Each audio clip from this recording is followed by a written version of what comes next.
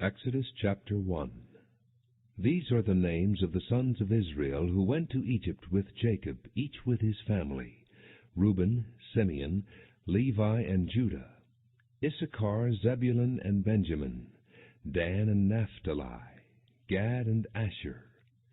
The descendants of Jacob numbered 70 in all. Joseph was already in Egypt.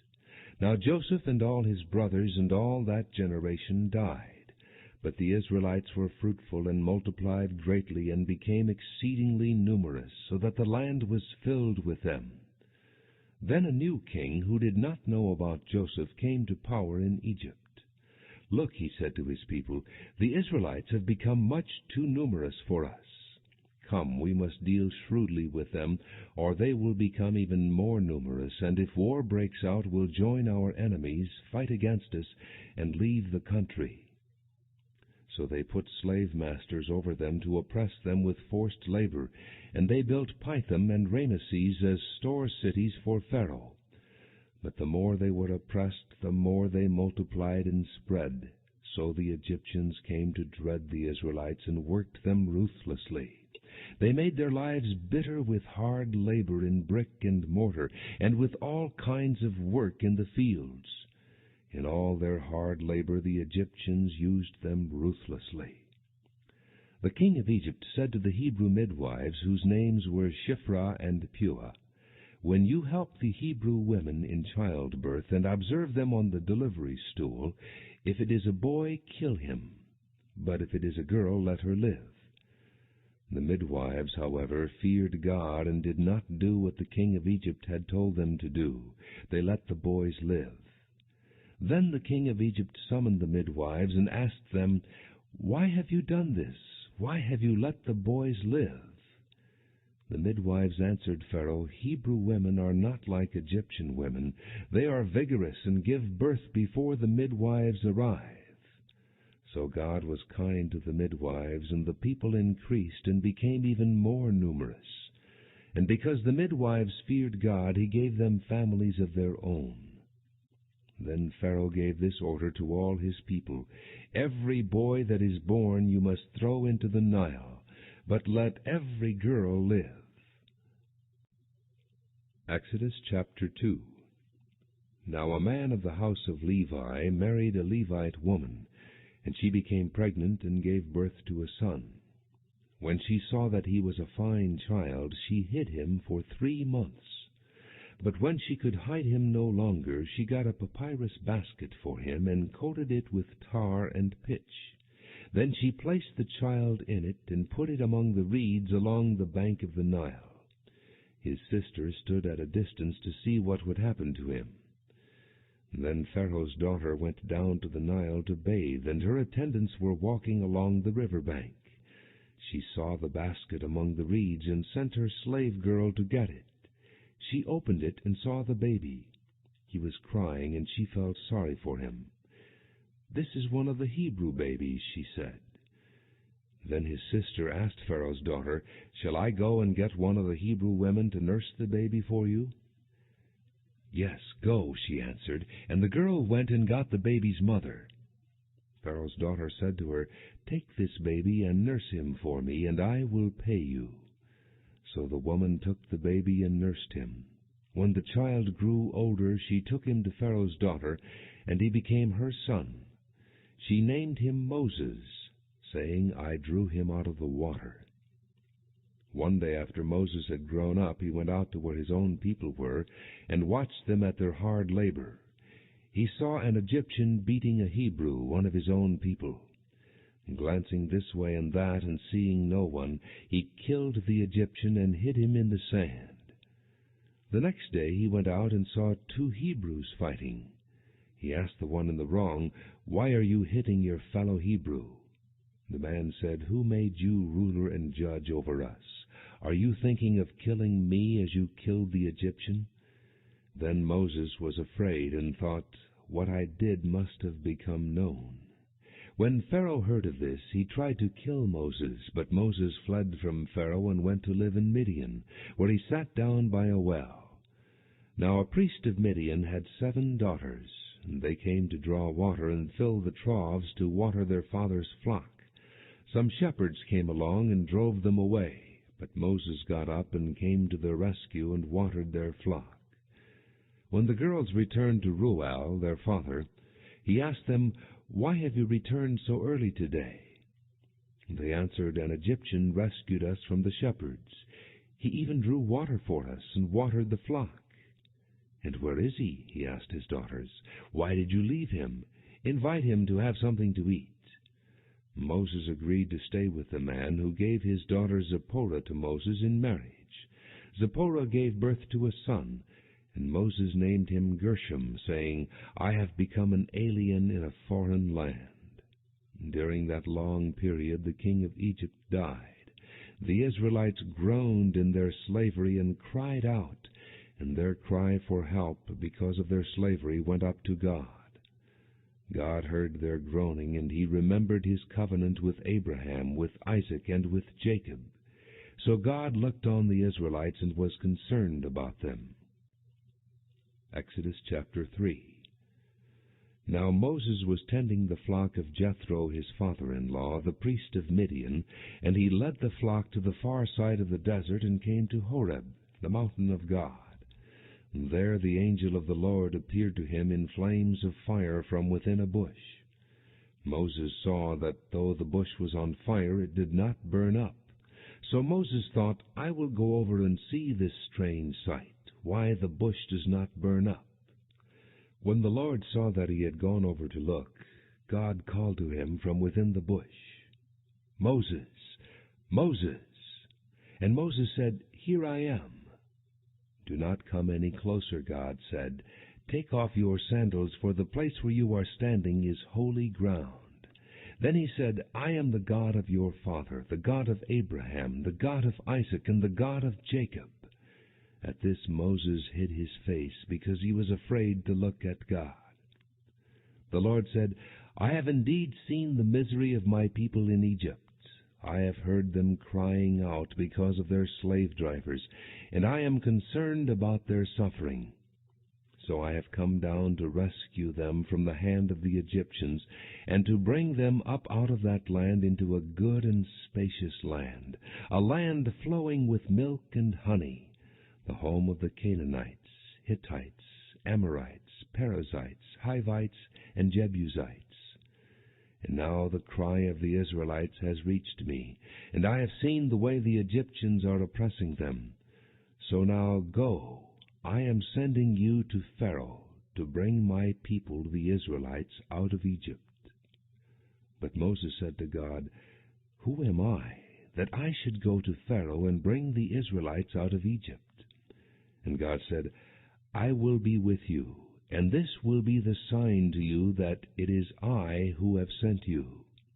When you have brought the people out of Egypt, you will worship God on this mountain."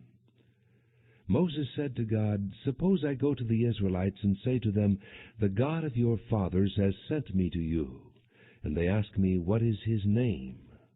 Then what shall I tell them?" God said to Moses, "I am who I am. This is what you are to say to the Israelites. 'I am has sent me to you.'"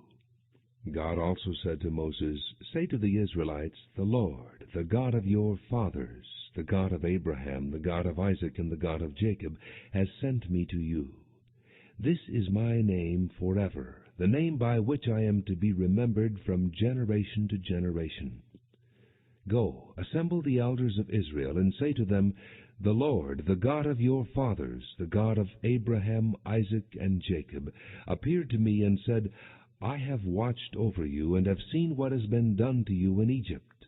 And I have promised to bring you up out of your misery in Egypt into the land of the Canaanites, Hittites, Amorites, Perizzites, Hivites, and Jebusites, a land flowing with milk and honey.'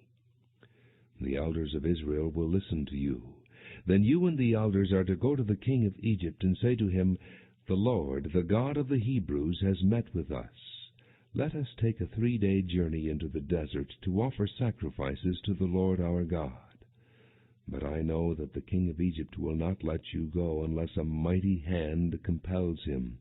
So I will stretch out my hand and strike the Egyptians with all the wonders that I will perform among them. After that he will let you go. And I will make the Egyptians favorably disposed toward this people, so that when you leave you will not go empty-handed.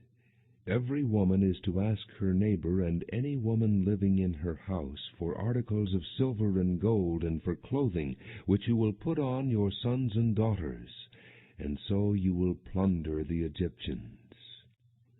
Exodus chapter 4.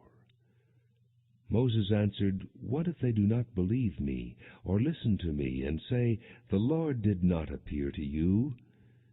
Then the Lord said to him, What is that in your hand? A staff, he replied.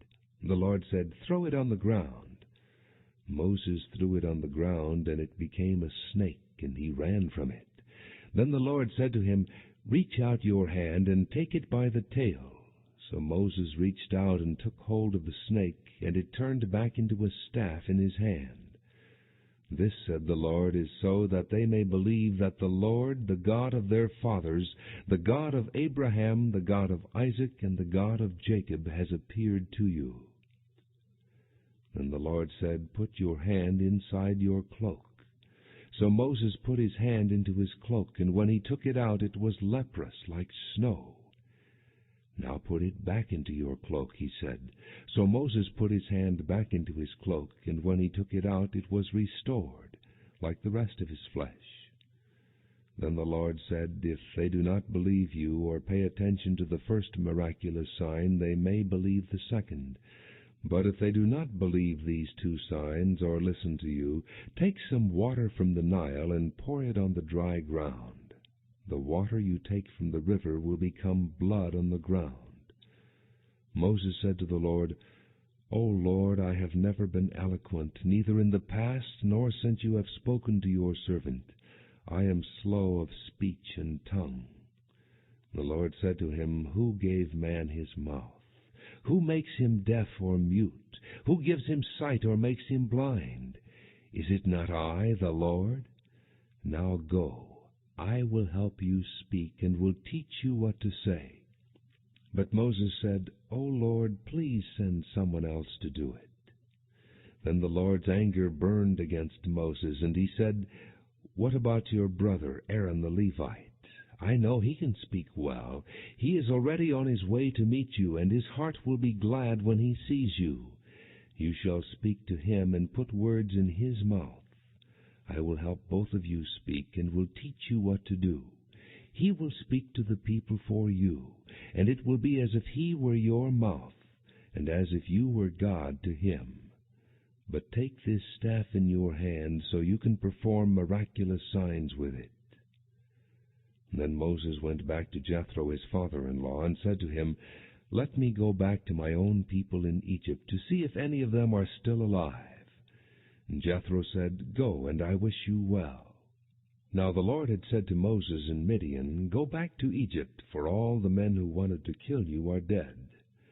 So Moses took his wife and sons, put them on a donkey, and started back to Egypt. And he took the staff of God in his hand. The Lord said to Moses, When you return to Egypt, see that you perform before Pharaoh all the wonders I have given you the power to do. But I will harden his heart, so that he will not let the people go.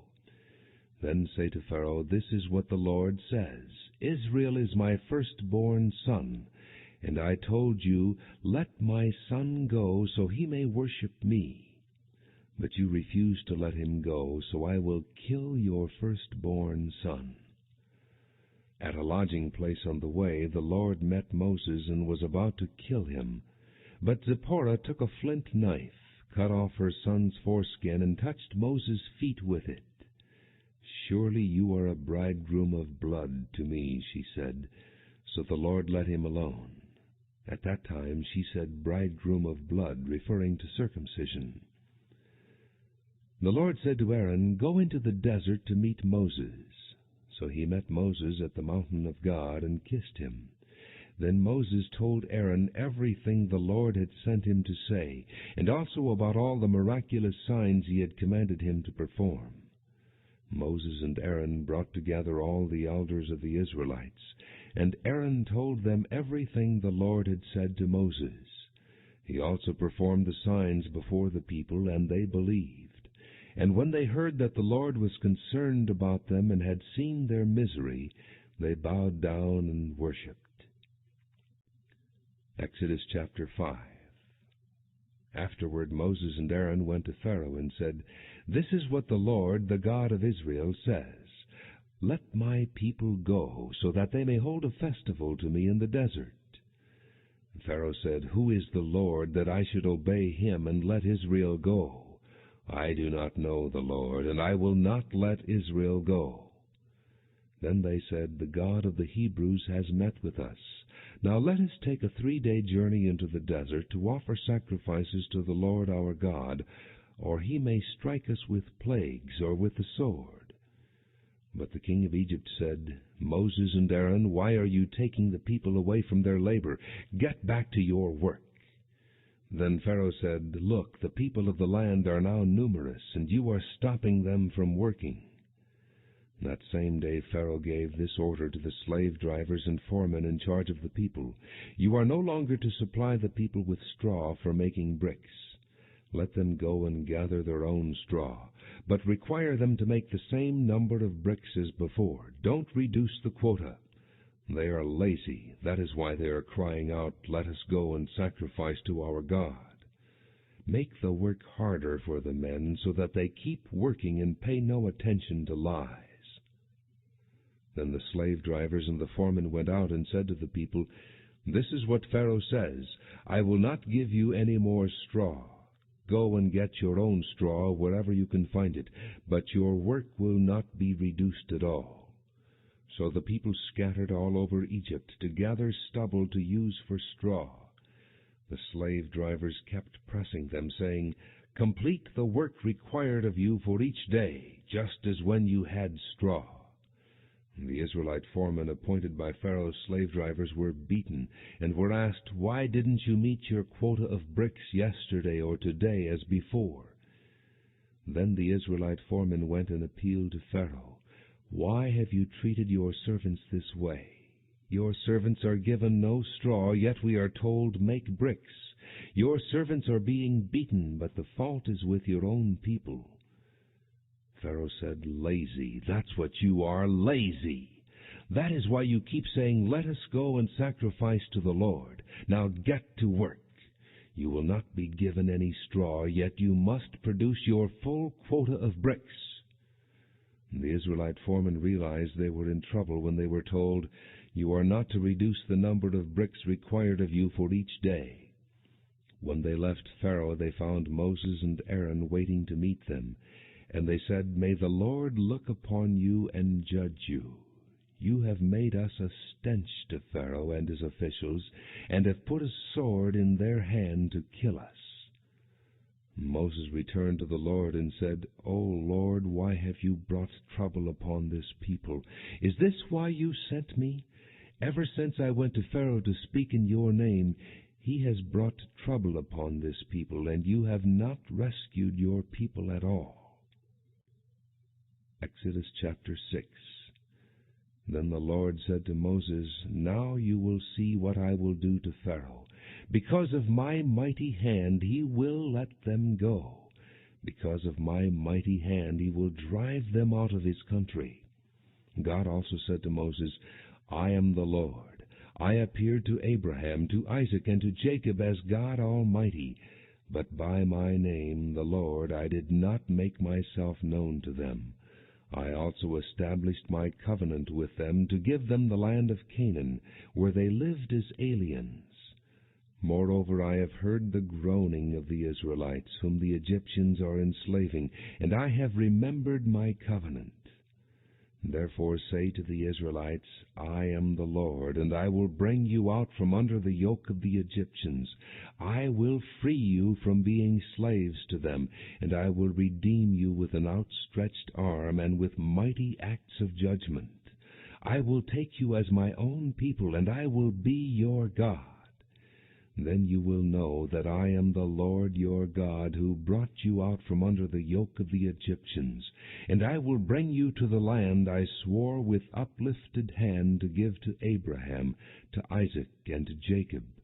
I will give it to you as a possession. I am the Lord. Moses reported this to the Israelites, but they did not listen to him because of their discouragement and cruel bondage. Then the Lord said to Moses, Go tell Pharaoh, king of Egypt, to let the Israelites go out of his country. But Moses said to the Lord, If the Israelites will not listen to me, why would Pharaoh listen to me, since I speak with faltering lips? Now the Lord spoke to Moses and Aaron about the Israelites and Pharaoh, king of Egypt, and he commanded them to bring the Israelites out of Egypt. These were the heads of their families. The sons of Reuben, the firstborn son of Israel, were Hanok, and Palu, Hezron, and Carmi. These were the clans of Reuben. The sons of Simeon were Jemuel, Jamin, Ohad, Jachin, Zohar, and Shael, the son of a Canaanite woman. These were the clans of Simeon. These were the names of the sons of Levi according to their records: Gershon, Kohath, and Merari. Levi lived 137 years. The sons of Gershon by clans were Libni and Shimei. The sons of Kohath were Amram, Izhar, Hebron, and Uzziel. Kohath lived 133 years. The sons of Merari were Mahli and Mushi. These were the clans of Levi according to their records. Amram married his father's sister Jochebed, who bore him Aaron and Moses. Amram lived 137 years. The sons of Izhar were Korah, Nepheg, and Zichri. The sons of Uzziel were Mishael, Elzaphan, and Sithri. Aaron married Elisheba, daughter of Amminadab, and sister of Nashon, and she bore him Nadab and Abihu, Eleazar, and Ithamar. The sons of Korah were Asher, Elkanah, and Abiasaph. These were the Korahite clans. Eleazar, son of Aaron, married one of the daughters of Putiel, and she bore him Phinehas. These were the heads of the Levite families, clan by clan. It was this same Aaron and Moses to whom the Lord said, Bring the Israelites out of Egypt by their divisions. They were the ones who spoke to Pharaoh, king of Egypt, about bringing the Israelites out of Egypt. It was the same Moses and Aaron. Now when the Lord spoke to Moses in Egypt, he said to him, I am the Lord. Tell Pharaoh, king of Egypt, everything I tell you. But Moses said to the Lord, Since I speak with faltering lips, why would Pharaoh listen to me? Exodus chapter 7.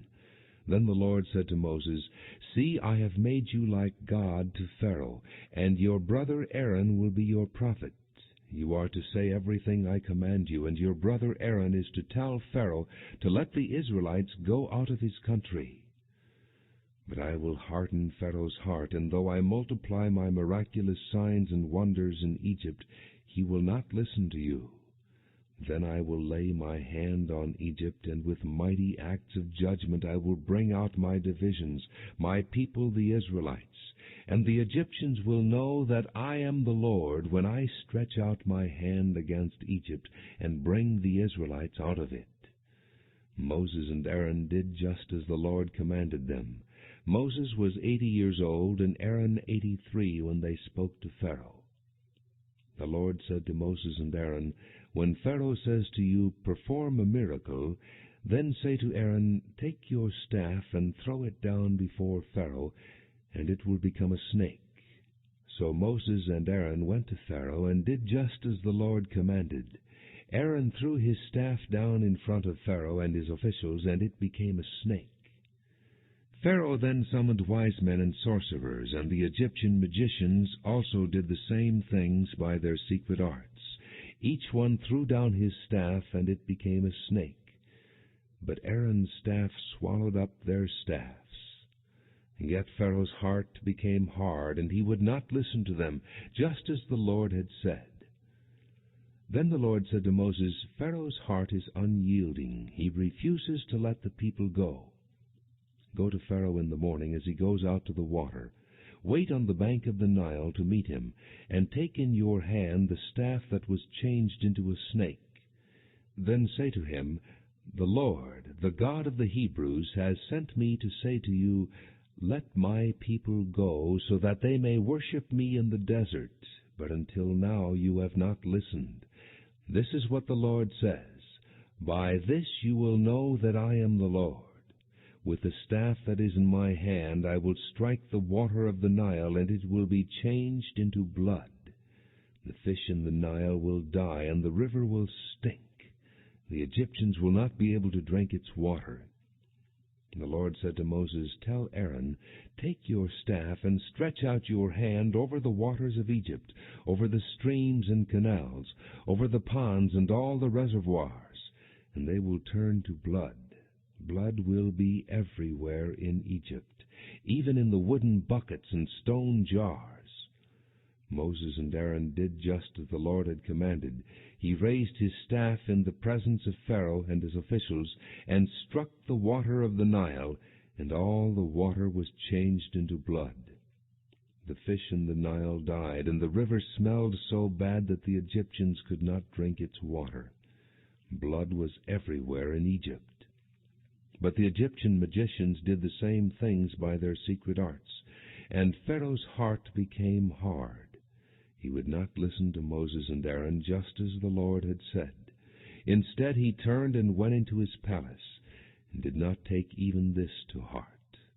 And all the Egyptians dug along the Nile to get drinking water, because they could not drink the water of the river. Exodus chapter 8. 7 days passed after the Lord struck the Nile. Then the Lord said to Moses, Go to Pharaoh and say to him, This is what the Lord says, Let my people go, so that they may worship me. If you refuse to let them go, I will plague your whole country with frogs. The Nile will teem with frogs. They will come up into your palace and your bedroom, and onto your bed, into the houses of your officials, and on your people, and into your ovens and kneading troughs. The frogs will go up on you and your people and all your officials. Then the Lord said to Moses, Tell Aaron, Stretch out your hand with your staff over the streams and canals and ponds, and make frogs come up on the land of Egypt. So Aaron stretched out his hand over the waters of Egypt, and the frogs came up and covered the land. But the magicians did the same things by their secret arts. They also made frogs come up on the land of Egypt. Pharaoh summoned Moses and Aaron and said, Pray to the Lord to take the frogs away from me and my people, and I will let your people go to offer sacrifices to the Lord. Moses said to Pharaoh, I leave to you the honor of setting the time for me to pray for you and your officials and your people, that you and your houses may be rid of the frogs, except for those that remain in the Nile. Tomorrow, Pharaoh said. Moses replied, It will be as you say, so that you may know there is no one like the Lord our God. The frogs will leave you and your houses, your officials and your people. They will remain only in the Nile. After Moses and Aaron left Pharaoh, Moses cried out to the Lord about the frogs he had brought on Pharaoh. And the Lord did what Moses asked. The frogs died in the houses, in the courtyards, and in the fields. They were piled into heaps, and the land reeked of them. But when Pharaoh saw that there was relief, he hardened his heart, and would not listen to Moses and Aaron, just as the Lord had said. Then the Lord said to Moses, Tell Aaron, Stretch out your staff, and strike the dust of the ground, and throughout the land of Egypt the dust will become gnats. They did this, and when Aaron stretched out his hand with the staff and struck the dust of the ground, gnats came upon men and animals. All the dust throughout the land of Egypt became gnats. But when the magicians tried to produce gnats by their secret arts, they could not, and the gnats were on men and animals. The magician said to Pharaoh, This is the finger of God. But Pharaoh's heart was hard, and he would not listen, just as the Lord had said. Then the Lord said to Moses, Get up early in the morning, and confront Pharaoh as he goes to the water, and say to him, This is what the Lord says, Let my people go, so that they may worship me. If you do not let my people go, I will send swarms of flies on you and your officials, on your people and into your houses. The houses of the Egyptians will be full of flies, and even the ground where they are. But on that day I will deal differently with the land of Goshen, where my people live. No swarms of flies will be there, so that you will know that I, the Lord, am in this land. I will make a distinction between my people and your people. This miraculous sign will occur tomorrow. And the Lord did this. Dense swarms of flies poured into Pharaoh's palace and into the houses of his officials, and throughout Egypt the land was ruined by the flies. Then Pharaoh summoned Moses and Aaron and said, Go, sacrifice to your God here in the land. But Moses said, That would not be right. The sacrifices we offer the Lord our God would be detestable to the Egyptians. And if we offer sacrifices that are detestable in their eyes, will they not stone us?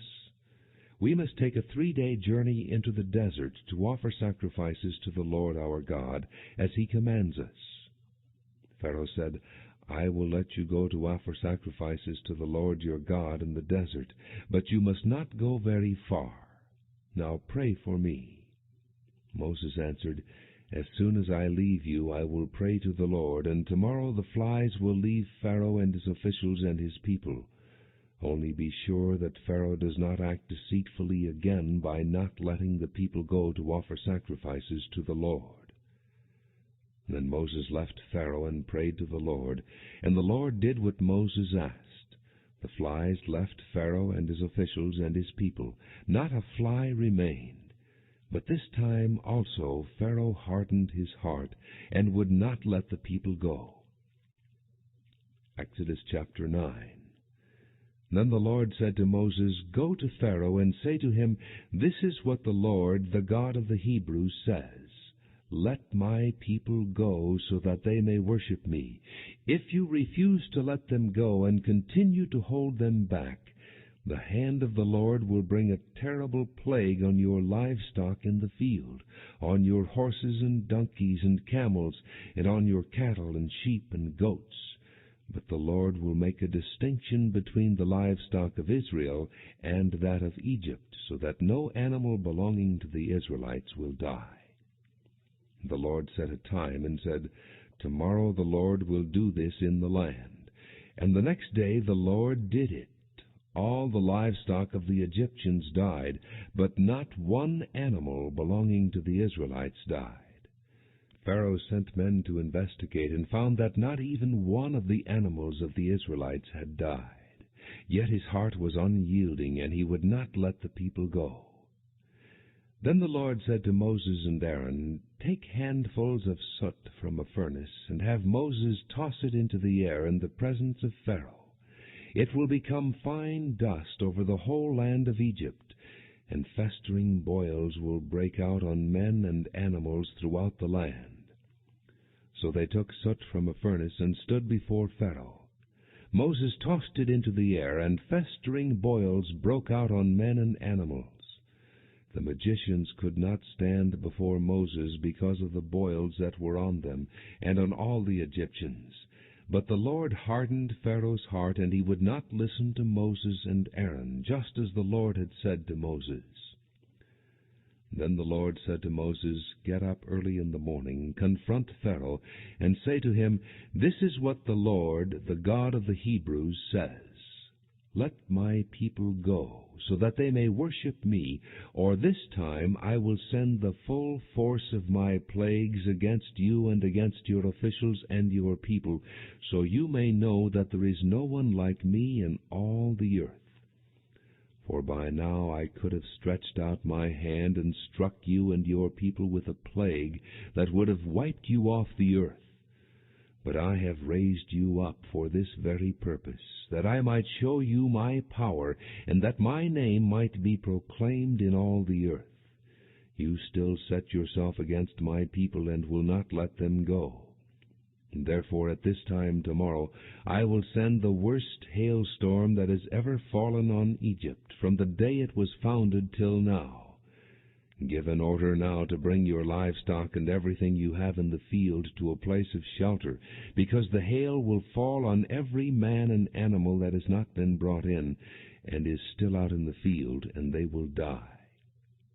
Those officials of Pharaoh who feared the word of the Lord hurried to bring their slaves and their livestock inside. But those who ignored the word of the Lord left their slaves and livestock in the field. Then the Lord said to Moses, "Stretch out your hand toward the sky, so that hail will fall all over Egypt, on men and animals, and on everything growing in the fields of Egypt." When Moses stretched out his staff toward the sky, the Lord sent thunder and hail, and lightning flashed down to the ground. So the Lord rained hail on the land of Egypt. Hail fell and lightning flashed back and forth. It was the worst storm in all the land of Egypt since it had become a nation. Throughout Egypt hail struck everything in the fields, both men and animals. It beat down everything growing in the fields and stripped every tree. The only place it did not hail was the land of Goshen, where the Israelites were. Then Pharaoh summoned Moses and Aaron. "This time I have sinned," he said to them. "The Lord is in the right, and I and my people are in the wrong. Pray to the Lord, for we have had enough thunder and hail. I will let you go. You don't have to stay any longer." Moses replied, "When I have gone out of the city, I will spread out my hands in prayer to the Lord. The thunder will stop, and there will be no more hail, so you may know that the earth is the Lord's. But I know that you and your officials still do not fear the Lord God." The flax and barley were destroyed, since the barley had headed and the flax was in bloom. The wheat and spelt, however, were not destroyed, because they ripen later. Then Moses left Pharaoh and went out of the city. He spread out his hands toward the Lord. The thunder and hail stopped, and the rain no longer poured down on the land. When Pharaoh saw that the rain and hail and thunder had stopped, he sinned again. He and his officials hardened their hearts.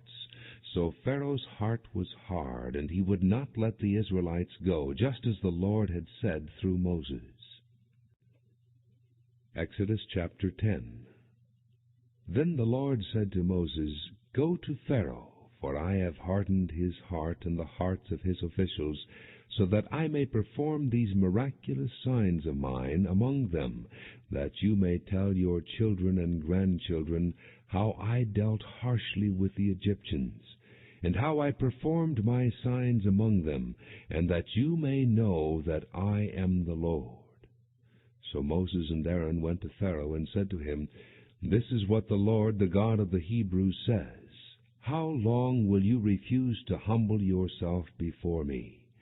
Let my people go, so that they may worship me. If you refuse to let them go, I will bring locusts into your country tomorrow. They will cover the face of the ground so that it cannot be seen. They will devour what little you have left after the hail, including every tree that is growing in your fields. They will fill your houses and those of all your officials and all the Egyptians, something neither your fathers nor your forefathers have ever seen from the day they settled in this land till now." Then Moses turned and left Pharaoh. Pharaoh's officials said to him, "How long will this man be a snare to us? Let the people go, so that they may worship the Lord their God. Do you not yet realize that Egypt is ruined?" Then Moses and Aaron were brought back to Pharaoh. "Go worship the Lord your God," he said. "But just who will be going?" Moses answered, "We will go with our young and old, with our sons and daughters, and with our flocks and herds, because we are to celebrate a festival to the Lord." Pharaoh said, "The Lord be with you, if I let you go along with your women and children. Clearly you are bent on evil. No, have only the men go and worship the Lord, since that's what you have been asking for. Then Moses and Aaron were driven out of Pharaoh's presence. And the Lord said to Moses, "Stretch out your hand over Egypt, so that locusts will swarm over the land and devour everything growing in the fields, everything left by the hail." So Moses stretched out his staff over Egypt, and the Lord made an east wind blow across the land all that day and all that night. By morning the wind had brought the locusts. They invaded all Egypt and settled down in every area of the country in great numbers. Never before had there been such a plague of locusts, nor will there ever be again. They covered all the ground until it was black. They devoured all that was left after the hail, everything growing in the fields and the fruit on the trees. Nothing green remained on tree or plant in all the land of Egypt. Pharaoh quickly summoned Moses and Aaron and said, "I have sinned against the Lord your God and against you. Now forgive my sin once more, and pray to the Lord your God to take this deadly plague away from me." Moses then left Pharaoh and prayed to the Lord. And the Lord changed the wind to a very strong west wind, which caught up the locusts and carried them into the Red Sea. Not a locust was left anywhere in Egypt. But the Lord hardened Pharaoh's heart, and he would not let the Israelites go. Then the Lord said to Moses, "Stretch out your hand toward the sky, so that darkness will spread over Egypt, darkness that can be felt." So Moses stretched out his hand toward the sky, and total darkness covered all Egypt for 3 days. No one could see anyone else or leave his place for 3 days. Yet all the Israelites had light in the places where they lived. Then Pharaoh summoned Moses and said, "Go, worship the Lord. Even your women and children may go with you. Only leave your flocks and herds behind." But Moses said, "You must allow us to have sacrifices and burnt offerings to present to the Lord our God. Our livestock too must go with us. Not a hoof is to be left behind. We have to use some of them in worshiping the Lord our God, and until we get there we will not know what we are to use to worship the Lord." But the Lord hardened Pharaoh's heart, and he was not willing to let them go. Pharaoh said to Moses, "Get out of my sight. Make sure you do not appear before me again. The day you see my face you will die." "Just as you say," Moses replied, "I will never appear before you again." Exodus chapter 11. Now the Lord had said to Moses, "I will bring one more plague on Pharaoh and on Egypt. After that he will let you go from here, and when he does, he will drive you out completely. Tell the people that men and women alike are to ask their neighbors for articles of silver and gold." The Lord made the Egyptians favorably disposed toward the people, and Moses himself was highly regarded in Egypt by Pharaoh's officials and by the people. So Moses said, "This is what the Lord says. About midnight I will go throughout Egypt. Every firstborn son in Egypt will die, from the firstborn son of Pharaoh who sits on the throne to the firstborn son of the slave girl who is at her handmill, and all the firstborn of the cattle as well. There will be loud wailing throughout Egypt, worse than there has ever been or ever will be again. But among the Israelites not a dog will bark at any man or animal. Then you will know that the Lord makes a distinction between Egypt and Israel. All these officials of yours will come to me, bowing down before me and saying, 'Go, you and all the people who follow you.' After that I will leave." Then Moses, hot with anger, left Pharaoh. The Lord had said to Moses, "Pharaoh will refuse to listen to you, so that my wonders may be multiplied in Egypt."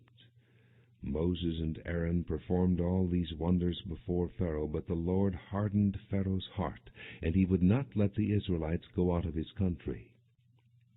Exodus chapter 12. The Lord said to Moses and Aaron in Egypt, "This month is to be for you the first month of your year. Tell the whole community of Israel that on the 10th day of this month each man is to take a lamb for his family, one for each household. If any household is too small for a whole lamb, they must share one with their nearest neighbor, having taken into account the number of people there are. You are to determine the amount of lamb needed in accordance with what each person will eat. The animals you choose must be year-old males without defect, and you may take them from the sheep or the goats.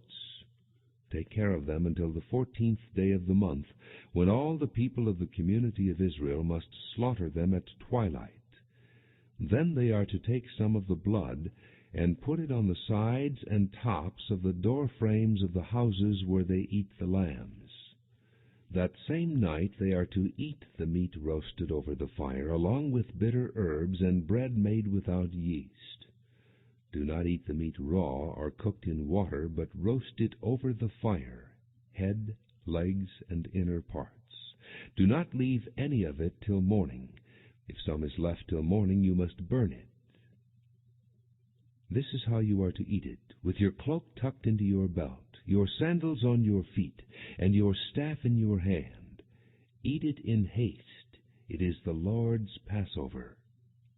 On that same night I will pass through Egypt and strike down every firstborn, both men and animals, and I will bring judgment on all the gods of Egypt.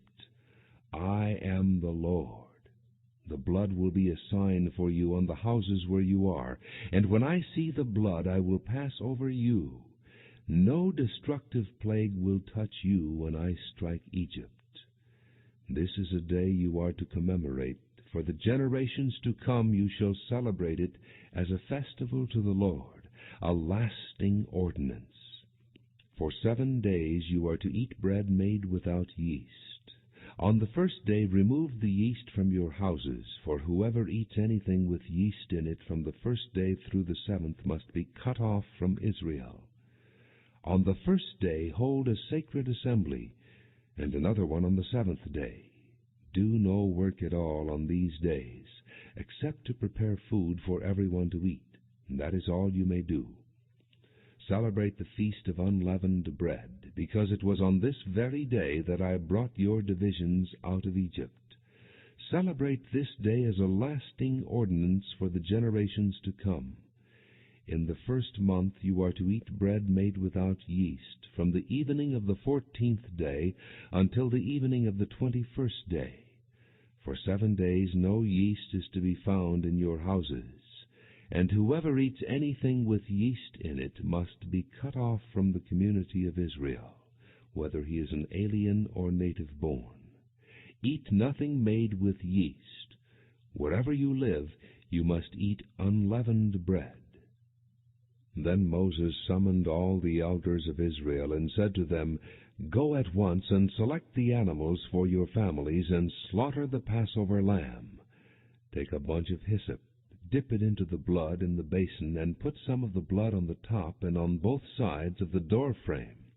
Not one of you shall go out the door of his house until morning. When the Lord goes through the land to strike down the Egyptians, he will see the blood on the top and sides of the door frame, and will pass over that doorway, and he will not permit the destroyer to enter your houses and strike you down. Obey these instructions as a lasting ordinance for you and your descendants. When you enter the land that the Lord will give you as he promised, observe this ceremony. And when your children ask you, What does this ceremony mean to you? Then tell them it is the Passover sacrifice to the Lord, who passed over the houses of the Israelites in Egypt, and spared our homes when he struck down the Egyptians. Then the people bowed down and worshipped. The Israelites did just what the Lord commanded Moses and Aaron. At midnight the Lord struck down all the firstborn in Egypt, from the firstborn of Pharaoh who sat on the throne, to the firstborn of the prisoner who was in the dungeon, and the firstborn of all the livestock as well. Pharaoh and all his officials and all the Egyptians got up during the night, and there was loud wailing in Egypt, for there was not a house without someone dead. During the night Pharaoh summoned Moses and Aaron and said, Up, leave my people, you and the Israelites. Go, worship the Lord as you have requested. Take your flocks and herds, as you have said, and go, and also bless me." And the Egyptians urged the people to hurry and leave the country, for otherwise, they said, "We will all die." So the people took their dough before the yeast was added, and carried it on their shoulders in kneading troughs wrapped in clothing. The Israelites did as Moses instructed, and asked the Egyptians for articles of silver and gold, and for clothing. The Lord had made the Egyptians favorably disposed toward the people, and they gave them what they asked for, so they plundered the Egyptians. And the Israelites journeyed from Ramesses to Succoth. There were about 600,000 men on foot, besides women and children. Many other people went up with them, as well as large droves of livestock, both flocks and herds. With the dough they had brought from Egypt, they baked cakes of unleavened bread. The dough was without yeast, because they had been driven out of Egypt and did not have time to prepare food for themselves. Now the length of time the Israelite people lived in Egypt was 430 years. At the end of the 430 years, to the very day, all the Lord's divisions left Egypt. Because the Lord kept vigil that night to bring them out of Egypt, on this night all the Israelites are to keep vigil to honor the Lord for the generations to come. And the Lord said to Moses and Aaron, "These are the regulations for the Passover. No foreigner is to eat of it. Any slave you have bought may eat of it after you have circumcised him, but a temporary resident and a hired worker may not eat of it. It must be eaten inside one house. Take none of the meat outside the house. Do not break any of the bones. The whole community of Israel must celebrate it. An alien living among you who wants to celebrate the Lord's Passover must have all the males in his household circumcised. Then he may take part like one born in the land. No uncircumcised male may eat of it. The same law applies to the native born and to the alien living among you." All the Israelites did just what the Lord had commanded Moses and Aaron. And on that very day the Lord brought the Israelites out of Egypt by their divisions. Exodus chapter 13. The Lord said to Moses, "Consecrate to me every firstborn male. The first offspring of every womb among the Israelites belongs to me, whether man or animal." Then Moses said to the people, "Commemorate this day, the day you came out of Egypt, out of the land of slavery, because the Lord brought you out of it with a mighty hand. Eat nothing containing yeast. Today in the month of Abib you are leaving, when the Lord brings you into the land of the Canaanites, Hittites, Amorites, Hivites, and Jebusites, the land he swore to your forefathers to give you, a land flowing with milk and honey. You are to observe this ceremony in this month. For 7 days eat bread made without yeast, and on the 7th day hold a festival to the Lord. Eat unleavened bread during those 7 days. Nothing with yeast in it is to be seen among you, nor shall any yeast be seen anywhere within your borders. On that day tell your son, 'I do this because of what the Lord did for me when I came out of Egypt.' This observance will be for you like a sign on your hand, and a reminder on your forehead, that the law of the Lord is to be on your lips. For the Lord brought you out of Egypt with his mighty hand. You must keep this ordinance at the appointed time, year after year. After the Lord brings you into the land of the Canaanites and gives it to you, as he promised on oath to you and your forefathers, you are to give over to the Lord the first offspring of every womb. All the firstborn males of your livestock belong to the Lord. Redeem with a lamb every firstborn donkey, but if you do not redeem it, break its neck. Redeem every firstborn among your sons. In days to come, when your son asks you, 'What does this mean?' say to him, 'With a mighty hand the Lord brought us out of Egypt, out of the land of slavery.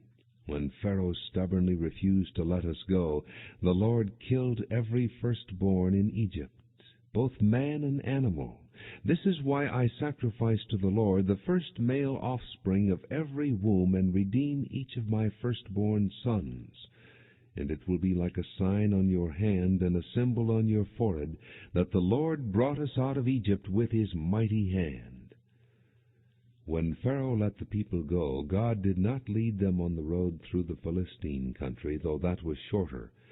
For God said, if they face war, they might change their minds and return to Egypt. So God led the people around by the desert road toward the Red Sea. The Israelites went up out of Egypt armed for battle. Moses took the bones of Joseph with him, because Joseph had made the sons of Israel swear an oath. He had said, "God will surely come to your aid, and then you must carry my bones up with you from this place." After leaving Succoth, they camped at Etham, on the edge of the desert. By day the Lord went ahead of them in a pillar of cloud to guide them on their way, and by night in a pillar of fire to give them light, so that they could travel by day or night. Neither the pillar of cloud by day nor the pillar of fire by night left its place in front of the people. Exodus chapter 14. Then the Lord said to Moses, "Tell the Israelites to turn back and encamp near Pi-hahiroth, between Migdal and the sea. They are to encamp by the sea, directly opposite Baal-zephon. Pharaoh will think, the Israelites are wandering around the land in confusion, hemmed in by the desert, and I will harden Pharaoh's heart, and he will pursue them. But I will gain glory for myself through Pharaoh and all his army, and the Egyptians will know that I am the Lord." So the Israelites did this. When the king of Egypt was told that the people had fled, Pharaoh and his officials changed their minds about them and said, "What have we done? We have let the Israelites go and have lost their services." So he had his chariot made ready and took his army with him.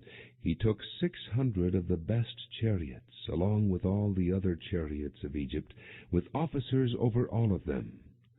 The Lord hardened the heart of Pharaoh, king of Egypt, so that he pursued the Israelites who were marching out boldly.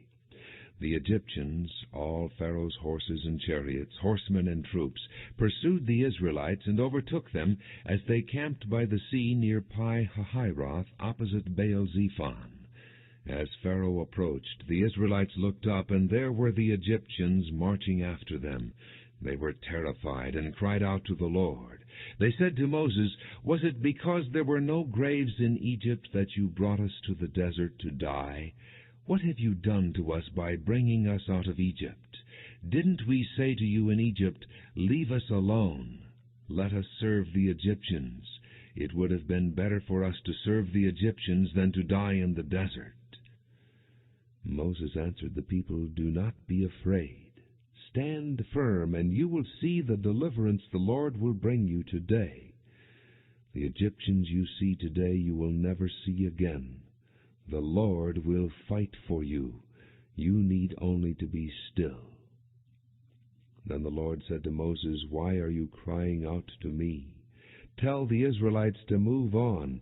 Raise your staff and stretch out your hand over the sea to divide the waters so that the Israelites can go through the sea on dry ground. I will harden the hearts of the Egyptians so that they will go in after them. And I will gain glory through Pharaoh and all his army, through his chariots and his horsemen. The Egyptians will know that I am the Lord when I gain glory through Pharaoh, his chariots, and his horsemen." Then the angel of God, who had been traveling in front of Israel's army, withdrew and went behind them. The pillar of cloud also moved from in front and stood behind them, coming between the armies of Egypt and Israel. Throughout the night the cloud brought darkness to the one side and light to the other side, so neither went near the other all night long. Then Moses stretched out his hand over the sea, and all that night the Lord drove the sea back with a strong east wind and turned it into dry land. The waters were divided, and the Israelites went through the sea on dry ground with a wall of water on their right and on their left. The Egyptians pursued them, and all Pharaoh's horses and chariots and horsemen followed them into the sea. During the last watch of the night the Lord looked down from the pillar of fire and cloud at the Egyptian army and threw it into confusion. He made the wheels of their chariots come off so that they had difficulty driving. And the Egyptians said, "Let's get away from the Israelites. The Lord is fighting for them against Egypt." Then the Lord said to Moses, "Stretch out your hand over the sea, so that the waters may flow back over the Egyptians and their chariots and horsemen." Moses stretched out his hand over the sea, and at daybreak the sea went back to its place. The Egyptians were fleeing toward it, and the Lord swept them into the sea. The water flowed back and covered the chariots and horsemen, the entire army of Pharaoh that had followed the Israelites into the sea. Not one of them survived. But the Israelites went through the sea on dry ground, with a wall of water on their right and on their left. That day the Lord saved Israel from the hands of the Egyptians, and Israel saw the Egyptians lying dead on the shore. And when the Israelites saw the great power the Lord displayed against the Egyptians, the people feared the Lord and put their trust in Him and in Moses his servant. Exodus chapter 15. Then Moses and the Israelites sang this song to the Lord. "I will sing to the Lord, for He is highly exalted. The horse and its rider He has hurled into the sea. The Lord is my strength and my song. He has become my salvation. He is my God, and I will praise Him, my father's God, and I will exalt Him. The Lord is a warrior. The Lord is His name. Pharaoh's chariots and his army He has hurled into the sea. The best of Pharaoh's officers are drowned in the Red Sea. The deep waters have covered them. They sank to the depths like a stone. Your right hand, O Lord, was majestic in power. Your right hand, O Lord, shattered the enemy. In the greatness of your majesty you threw down those who opposed you. You unleashed your burning anger. It consumed them like stubble. By the blast of your nostrils the waters piled up. The surging waters stood firm like a wall. The deep waters congealed in the heart of the sea. The enemy boasted, "I will pursue, I will overtake them. I will divide the spoils. I will gorge myself on them. I will draw my sword, and my hand will destroy them." But you blew with your breath, and the sea covered them.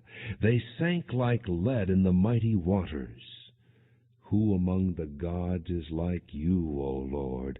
Who is like you, majestic in holiness, awesome in glory, working wonders? You stretched out your right hand, and the earth swallowed them.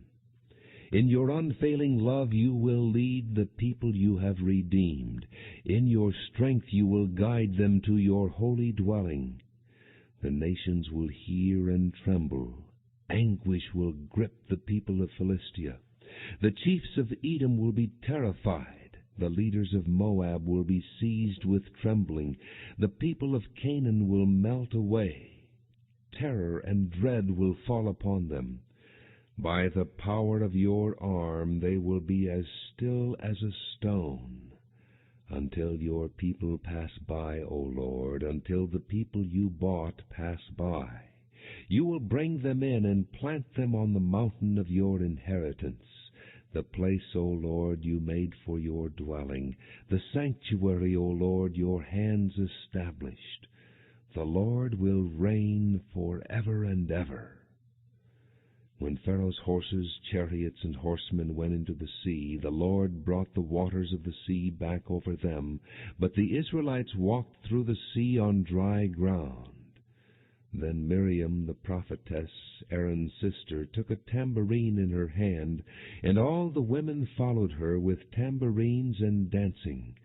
Miriam sang to them, "Sing to the Lord, for He is highly exalted. The horse and its rider He has hurled into the sea." Then Moses led Israel from the Red Sea, and they went into the desert of Shur. For 3 days they traveled in the desert without finding water. When they came to Marah, they could not drink its water, because it was bitter. That is why the place is called Marah. So the people grumbled against Moses, saying, "What are we to drink?" Then Moses cried out to the Lord, and the Lord showed him a piece of wood. He threw it into the water, and the water became sweet. And there the Lord made a decree and a law for them, and there he tested them. He said, "If you listen carefully to the voice of the Lord your God, and do what is right in his eyes, if you pay attention to his commands and keep all his decrees, I will not bring on you any of the diseases I brought on the Egyptians, for I am the Lord who heals you." Then they came to Elim, where there were 12 springs and 70 palm trees, and they camped there near the water. Exodus chapter 16. The whole Israelite community set out from Elim and came to the desert of Sin, which is between Elim and Sinai, on the 15th day of the 2nd month after they had come out of Egypt. In the desert the whole community grumbled against Moses and Aaron. The Israelites said to them, "If only we had died by the Lord's hand in Egypt. There we sat around pots of meat and ate all the food we wanted. But you have brought us out into this desert to starve this entire assembly to death." Then the Lord said to Moses, "I will rain down bread from heaven for you. The people are to go out each day and gather enough for that day. In this way I will test them and see whether they will follow my instructions. On the 6th day they are to prepare what they bring in, and that is to be twice as much as they gather on the other days." So Moses and Aaron said to all the Israelites, "In the evening you will know that it was the Lord who brought you out of Egypt. And in the morning you will see the glory of the Lord, because he has heard your grumbling against him. Who are we that you should grumble against us?" Moses also said, "You will know that it was the Lord when he gives you meat to eat in the evening, and all the bread you want in the morning, because he has heard your grumbling against him. Who are we? You are not grumbling against us, but against the Lord."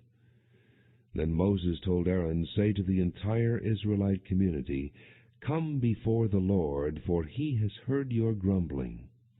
While Aaron was speaking to the whole Israelite community, they looked toward the desert, and there was the glory of the Lord appearing in the cloud. The Lord said to Moses, "I have heard the grumbling of the Israelites. Tell them, at twilight you will eat meat, and in the morning you will be filled with bread. Then you will know that I am the Lord your God." And that evening quail came and covered the camp, and in the morning there was a layer of dew around the camp. When the dew was gone, thin flakes like frost on the ground appeared on the desert floor. When the Israelites saw it, they said to each other, "What is it?" For they did not know what it was. Moses said to them, "It is the bread the Lord has given you to eat. This is what the Lord has commanded. Each one is to gather as much as he needs.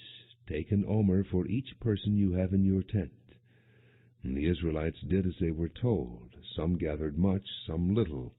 And when they measured it by the omer, he who gathered much did not have too much, and he who gathered little did not have too little.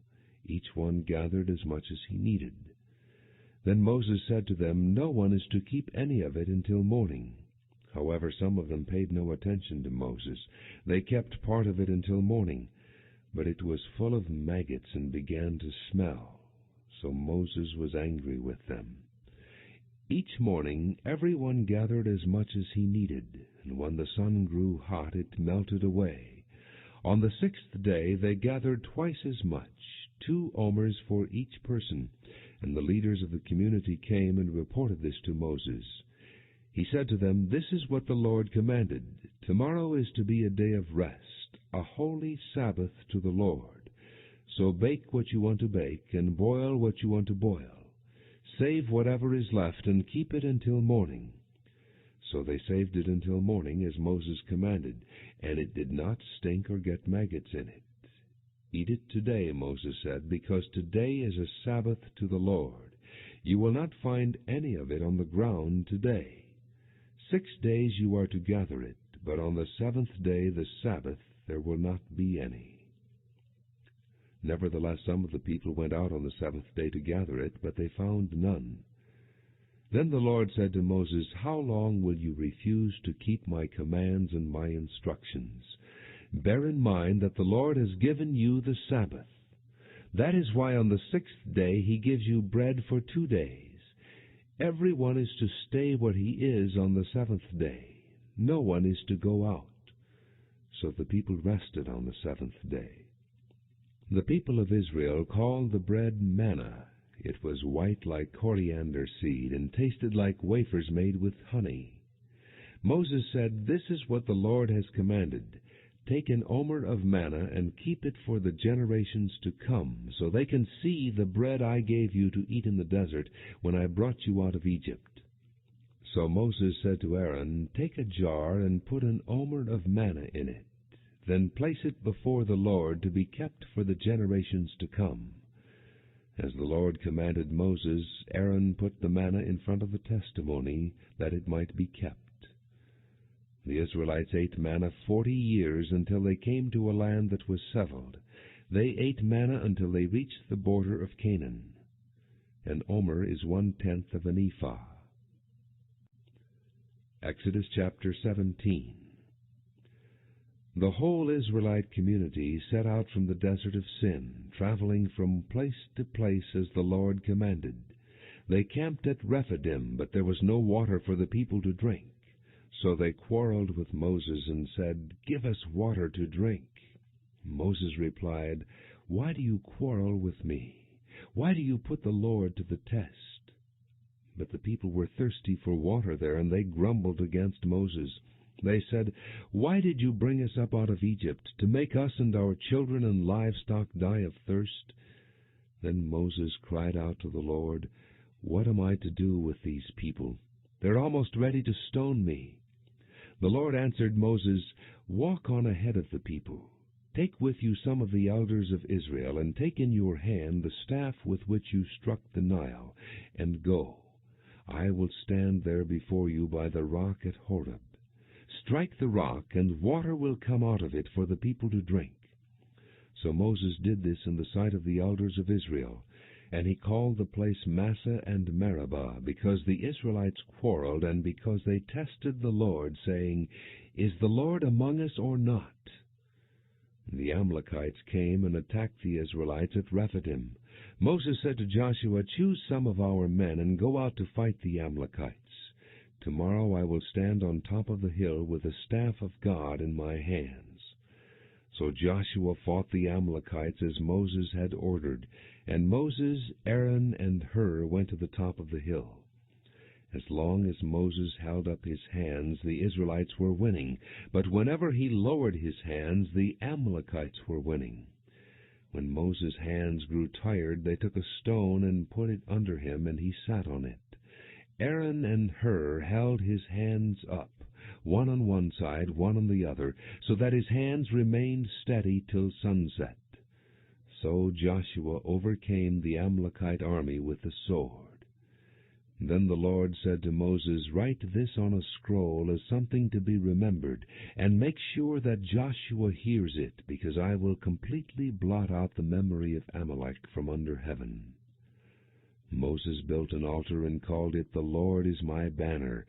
He said, For hands were lifted up to the throne of the Lord.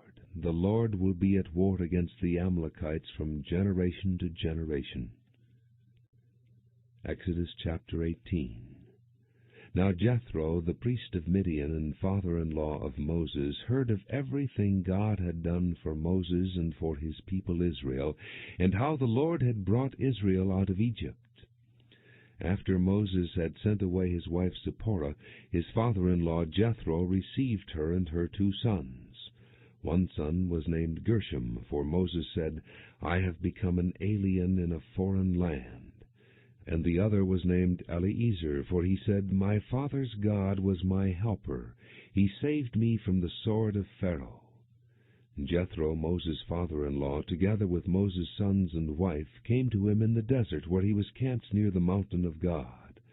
Jethro had sent word to him, I, your father-in-law Jethro, am coming to you with your wife and her 2 sons. So Moses went out to meet his father-in-law, and bowed down and kissed him.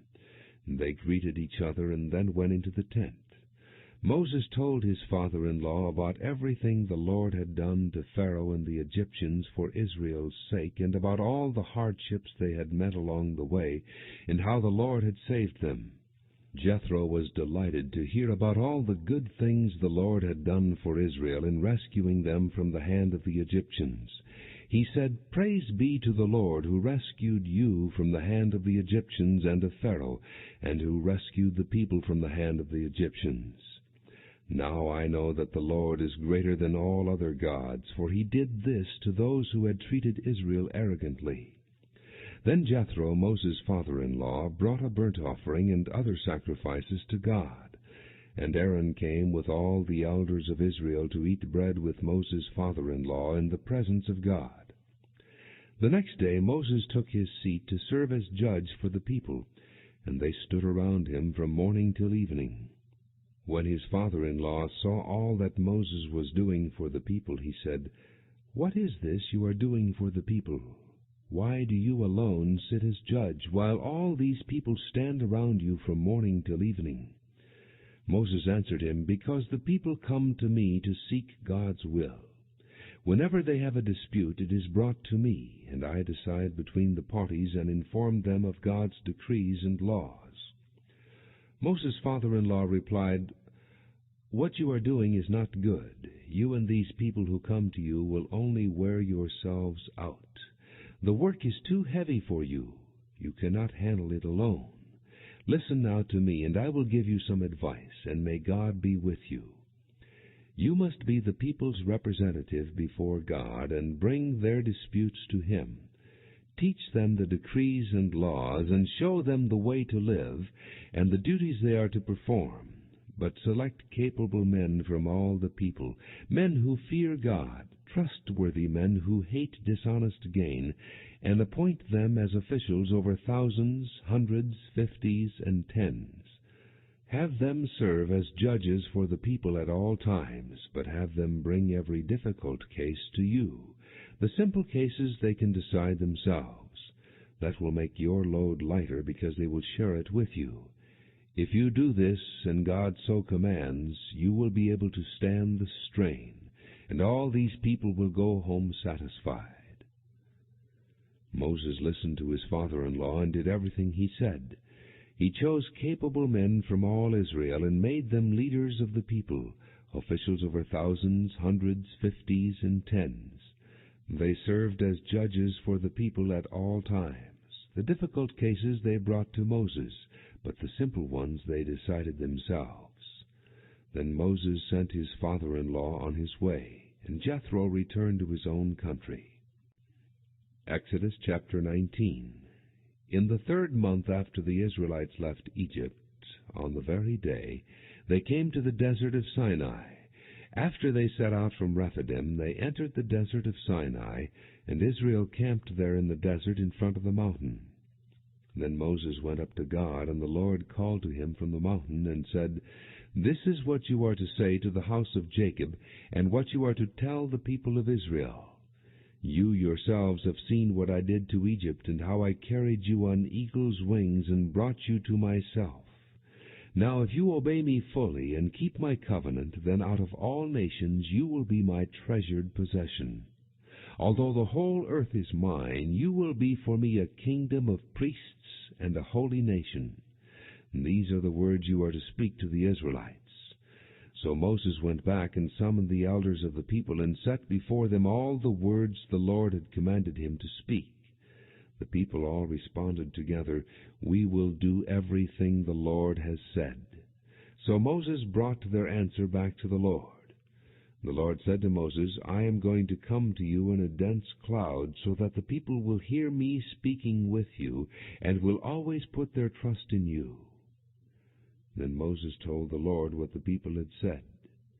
And the Lord said to Moses, "Go to the people and consecrate them today and tomorrow.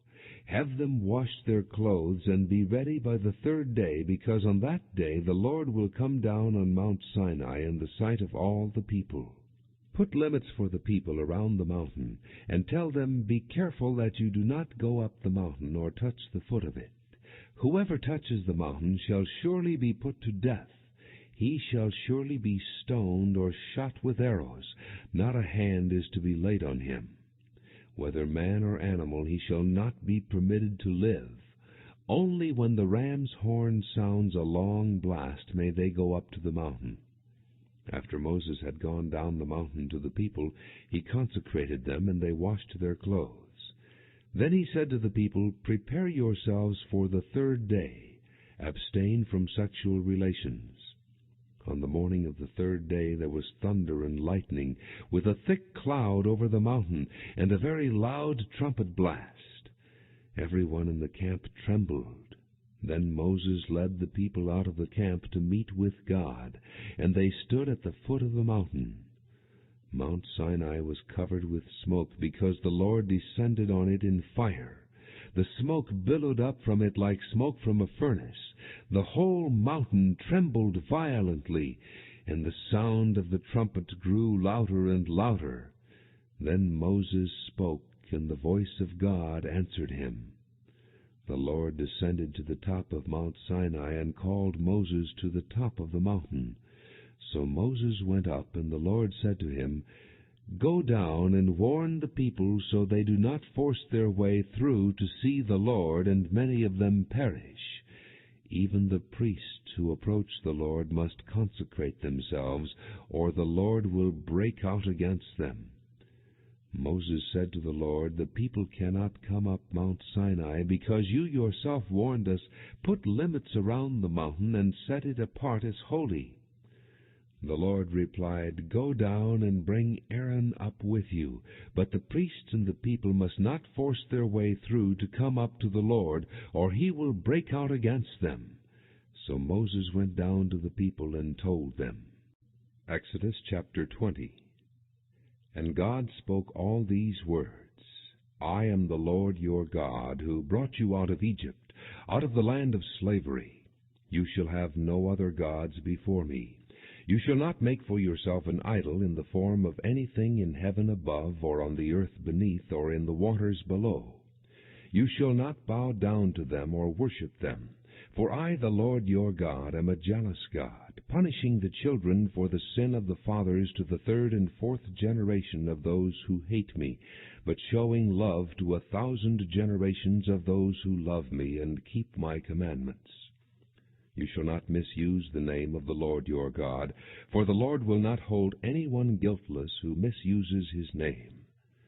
Remember the Sabbath day by keeping it holy. 6 days you shall labor and do all your work. But the 7th day is a Sabbath to the Lord your God.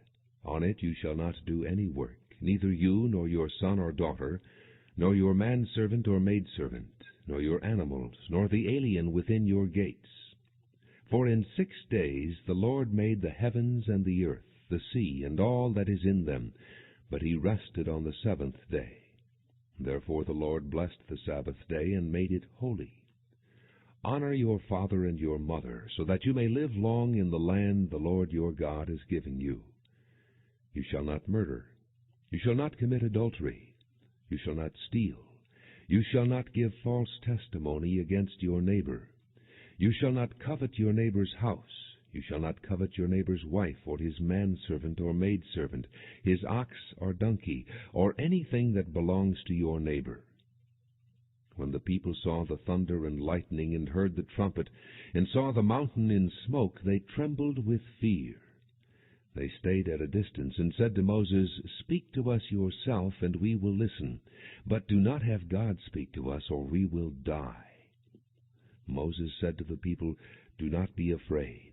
God has come to test you, so that the fear of God will be with you, to keep you from sinning. The people remained at a distance, while Moses approached the thick darkness where God was. Then the Lord said to Moses, Tell the Israelites this, You have seen for yourselves that I have spoken to you from heaven.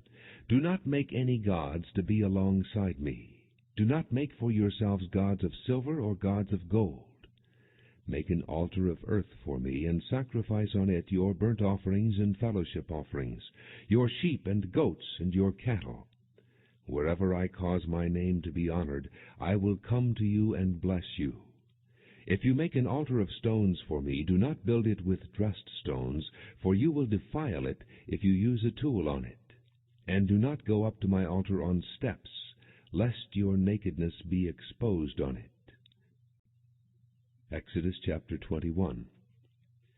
These are the laws you are to set before them. If you buy a Hebrew servant, he is to serve you for 6 years, but in the 7th year he shall go free, without paying anything. If he comes alone, he is to go free alone, but if he has a wife when he comes, she is to go with him. If his master gives him a wife, and she bears him sons or daughters, the woman and her children shall belong to her master, and only the man shall go free. But if the servant declares, I love my master and my wife and children, and do not want to go free, then his master must take him before the judges. He shall take him to the door or the doorpost, and pierce his ear with an awl. Then he will be his servant for life. If a man sells his daughter as a servant, she is not to go free as men servants do.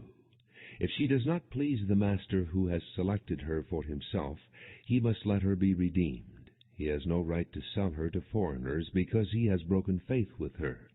If he selects her for his son, he must grant her the rights of a daughter. If he marries another woman, he must not deprive the first one of her food, clothing, and marital rights. If he does not provide her with these 3 things, she is to go free without any payment of money. Anyone who strikes a man and kills him shall surely be put to death. However, if he does not do it intentionally, but God lets it happen, he is to flee to a place I will designate.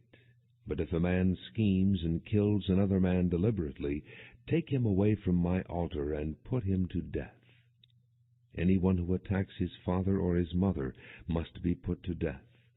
Anyone who kidnaps another and either sells him or still has him when he is caught must be put to death. Anyone who curses his father or mother must be put to death. If men quarrel and one hits the other with a stone or with his fist, and he does not die but is confined to bed, the one who struck the blow will not be held responsible if the other gets up and walks around outside with his staff. However, he must pay the injured man for the loss of his time, and see that he is completely healed. If a man beats his male or female slave with a rod, and the slave dies as a direct result, he must be punished. But he is not to be punished if the slave gets up after a day or 2, since the slave is his property. If men who are fighting hit a pregnant woman, and she gives birth prematurely, but there is no serious injury, the offender must be fined whatever the woman's husband demands and the court allows. But if there is serious injury, you are to take life for life, eye for eye, tooth for tooth, hand for hand, foot for foot, burn for burn, wound for wound, bruise for bruise. If a man hits a manservant or maidservant in the eye and destroys it, he must let the servant go free to compensate for the eye. And if he knocks out the tooth of a manservant or maidservant, he must let the servant go free to compensate for the tooth. If a bull gores a man or a woman to death, the bull must be stoned to death, and its meat must not be eaten. But the owner of the bull will not be held responsible. If, however, the bull has had the habit of goring, and the owner has been warned but has not kept it penned up, and it kills a man or woman, the bull must be stoned, and the owner also must be put to death. However, if payment is demanded of him, he may redeem his life by paying whatever is demanded. This law also applies if the bull gores a son or daughter. If the bull gores a male or female slave, the owner must pay 30 shekels of silver to the master of the slave, and the bull must be stoned. If a man uncovers a pit or digs one and fails to cover it, and an ox or a donkey falls into it, the owner of the pit must pay for the loss. He must pay its owner, and the dead animal will be his.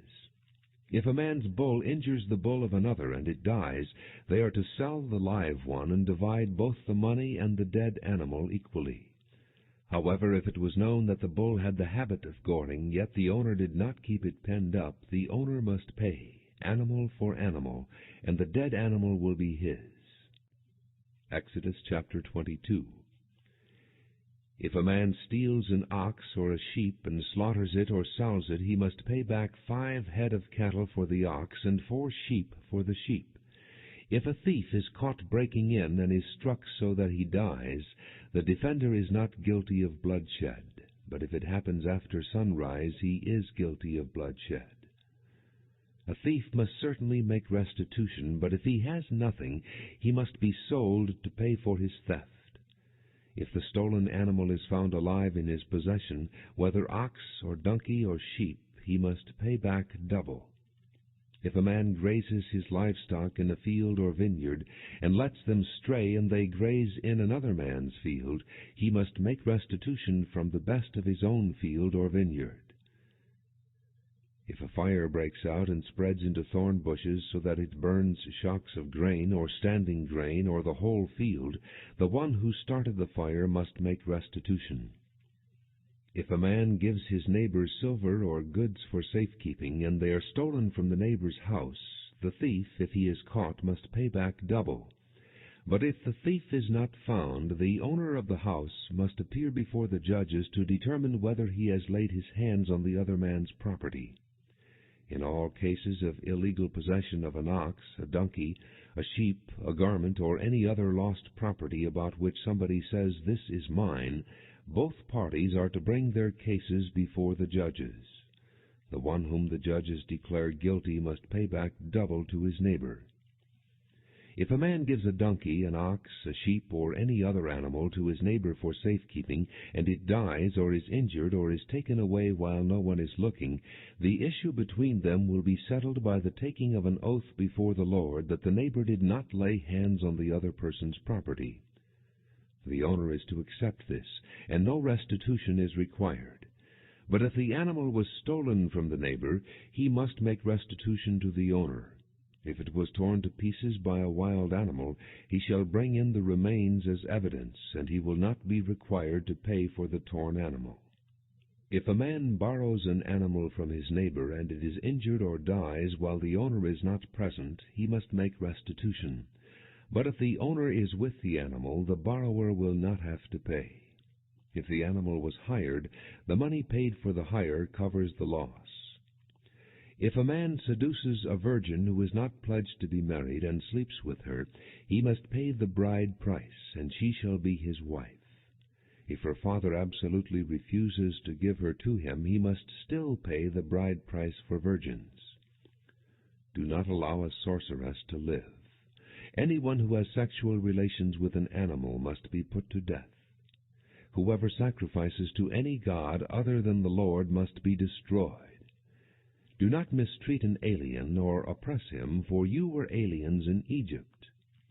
Do not take advantage of a widow or an orphan. If you do and they cry out to me, I will certainly hear their cry. My anger will be aroused, and I will kill you with the sword. Your wives will become widows, and your children fatherless. If you lend money to one of my people among you who is needy, do not be like a moneylender. Charge him no interest. If you take your neighbor's cloak as a pledge, return it to him by sunset, because his cloak is the only covering he has for his body. What else will he sleep in? When he cries out to me, I will hear, for I am compassionate. Do not blaspheme God or curse the ruler of your people. Do not hold back offerings from your granaries or your vats. You must give me the firstborn of your sons. Do the same with your cattle and your sheep. Let them stay with their mothers for 7 days, but give them to me on the 8th day. You are to be my holy people, so do not eat the meat of an animal torn by wild beasts. Throw it to the dogs. Exodus chapter 23. Do not spread false reports. Do not help a wicked man by being a malicious witness. Do not follow the crowd in doing wrong. When you give testimony in a lawsuit, do not pervert justice by siding with the crowd, and do not show favoritism to a poor man in his lawsuit. If you come across your enemy's ox or donkey wandering off, be sure to take it back to him. If you see the donkey of someone who hates you fallen down under its load, do not leave it there. Be sure you help him with it. Do not deny justice to your poor people in their lawsuits. Have nothing to do with a false charge, and do not put an innocent or honest person to death, for I will not acquit the guilty. Do not accept a bribe, for a bribe blinds those who see and twists the words of the righteous. Do not oppress an alien. You yourselves know how it feels to be aliens, because you were aliens in Egypt. For 6 years you are to sow your fields and harvest the crops, but during the 7th year let the land lie unplowed and unused. Then the poor among your people may get food from it, and the wild animals may eat what they leave. Do the same with your vineyard and your olive grove. 6 days do your work, but on the 7th day do not work, so that your ox and your donkey may rest, and the slave born in your household, and the alien as well, may be refreshed. Be careful to do everything I have said to you. Do not invoke the names of other gods. Do not let them be heard on your lips. 3 times a year you are to celebrate a festival to me. Celebrate the feast of unleavened bread. For 7 days eat bread made without yeast, as I commanded you. Do this at the appointed time in the month of Abib, for in that month you came out of Egypt. No one is to appear before me empty-handed. Celebrate the feast of harvest with the first fruits of the crops you sow in your field. Celebrate the feast of ingathering at the end of the year, when you gather in your crops from the field. 3 times a year all the men are to appear before the sovereign Lord. Do not offer the blood of a sacrifice to me along with anything containing yeast. The fat of my festival offerings must not be kept until morning. Bring the best of the first fruits of your soil to the house of the Lord your God. Do not cook a young goat in its mother's milk. See, I am sending an angel ahead of you to guard you along the way and to bring you to the place I have prepared. Pay attention to him and listen to what he says. Do not rebel against him. He will not forgive your rebellion, since my name is in him. If you listen carefully to what he says and do all that I say, I will be an enemy to your enemies, and will oppose those who oppose you. My angel will go ahead of you and bring you into the land of the Amorites, Hittites, Perizzites, Canaanites, Hivites, and Jebusites, and I will wipe them out. Do not bow down before their gods, or worship them, or follow their practices. You must demolish them and break their sacred stones to pieces. Worship the Lord your God, and his blessing will be on your food and water. I will take away sickness from among you, and none will miscarry or be barren in your land. I will give you a full lifespan. I will send my terror ahead of you and throw into confusion every nation you encounter. I will make all your enemies turn their backs and run. I will send the hornet ahead of you to drive the Hivites, Canaanites, and Hittites out of your way. But I will not drive them out in a single year, because the land would become desolate and the wild animals too numerous for you. Little by little I will drive them out before you, until you have increased enough to take possession of the land. I will establish your borders from the Red Sea to the Sea of the Philistines, and from the desert to the river. I will hand over to you the people who live in the land, and you will drive them out before you. Do not make a covenant with them or with their gods. Do not let them live in your land, or they will cause you to sin against me, because the worship of their gods will certainly be a snare to you. Exodus chapter 24. Then he said to Moses, Come up to the Lord, you and Aaron, Nadab and Abihu, and 70 of the elders of Israel. You are to worship at a distance, but Moses alone is to approach the Lord. The others must not come near, and the people may not come up with him. When Moses went and told the people all the Lord's words and laws, they responded with one voice, "Everything the Lord has said we will do." Moses then wrote down everything the Lord had said. He got up early the next morning and built an altar at the foot of the mountain, and set up 12 stone pillars representing the 12 tribes of Israel. Then he sent young Israelite men, and they offered burnt offerings and sacrificed young bulls as fellowship offerings to the Lord. Moses took half of the blood and put it in bowls, and the other half he sprinkled on the altar. Then he took the book of the covenant and read it to the people. They responded, "We will do everything the Lord has said. We will obey." Moses then took the blood, sprinkled it on the people, and said, "This is the blood of the covenant that the Lord has made with you in accordance with all these words." Moses and Aaron, Nadab and Abihu, and the 70 elders of Israel went up and saw the God of Israel. Under his feet was something like a pavement made of sapphire, clear as the sky itself. But God did not raise his hand against these leaders of the Israelites. They saw God, and they ate and drank. The Lord said to Moses, "Come up to me on the mountain, and stay here, and I will give you the tablets of stone with the law and commands I have written for their instruction." Then Moses set out with Joshua his aide, and Moses went up on the mountain of God. He said to the elders, "Wait here for us until we come back to you. Aaron and Hur are with you, and anyone involved in a dispute can go to them."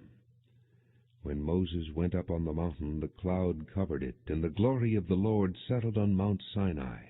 For 6 days the cloud covered the mountain, and on the 7th day the Lord called to Moses from within the cloud. To the Israelites the glory of the Lord looked like a consuming fire on top of the mountain. Then Moses entered the cloud as he went on up the mountain, and he stayed on the mountain 40 days and 40 nights. Exodus chapter 25. The Lord said to Moses, "Tell the Israelites to bring me an offering. You are to receive the offering for me from each man whose heart prompts him to give. These are the offerings you are to receive from them: gold, silver, and bronze, blue, purple, and scarlet yarn, and fine linen, goat hair, ram skins dyed red, and hides of sea cows, acacia wood, olive oil for the light, spices for the anointing oil and for the fragrant incense, and onyx stones and other gems to be mounted on the ephod and breastpiece.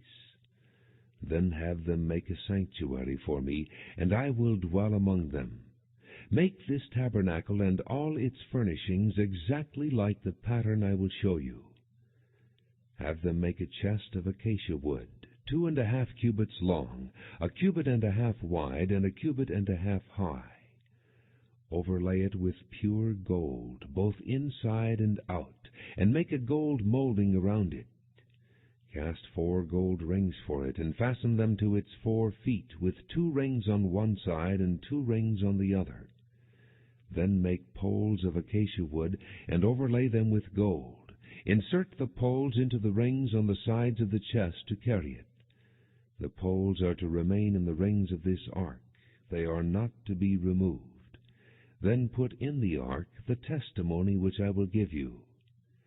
Make an atonement cover of pure gold, 2½ cubits long and 1.5 cubits wide, and make 2 cherubim out of hammered gold at the ends of the cover. Make 1 cherub on one end, and the 2nd cherub on the other. Make the cherubim of one piece with the cover at the 2 ends. The cherubim are to have their wings spread upward, overshadowing the cover with them. The cherubim are to face each other, looking toward the cover.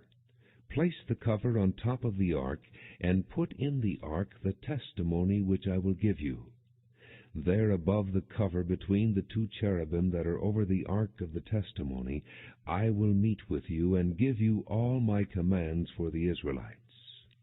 Make a table of acacia wood, 2 cubits long, 1 cubit wide, and 1.5 cubits high. Overlay it with pure gold, and make a gold molding around it. Also make around it a rim, a handbreadth wide, and put a gold molding on the rim. Make 4 gold rings for the table, and fasten them to the 4 corners where the 4 legs are.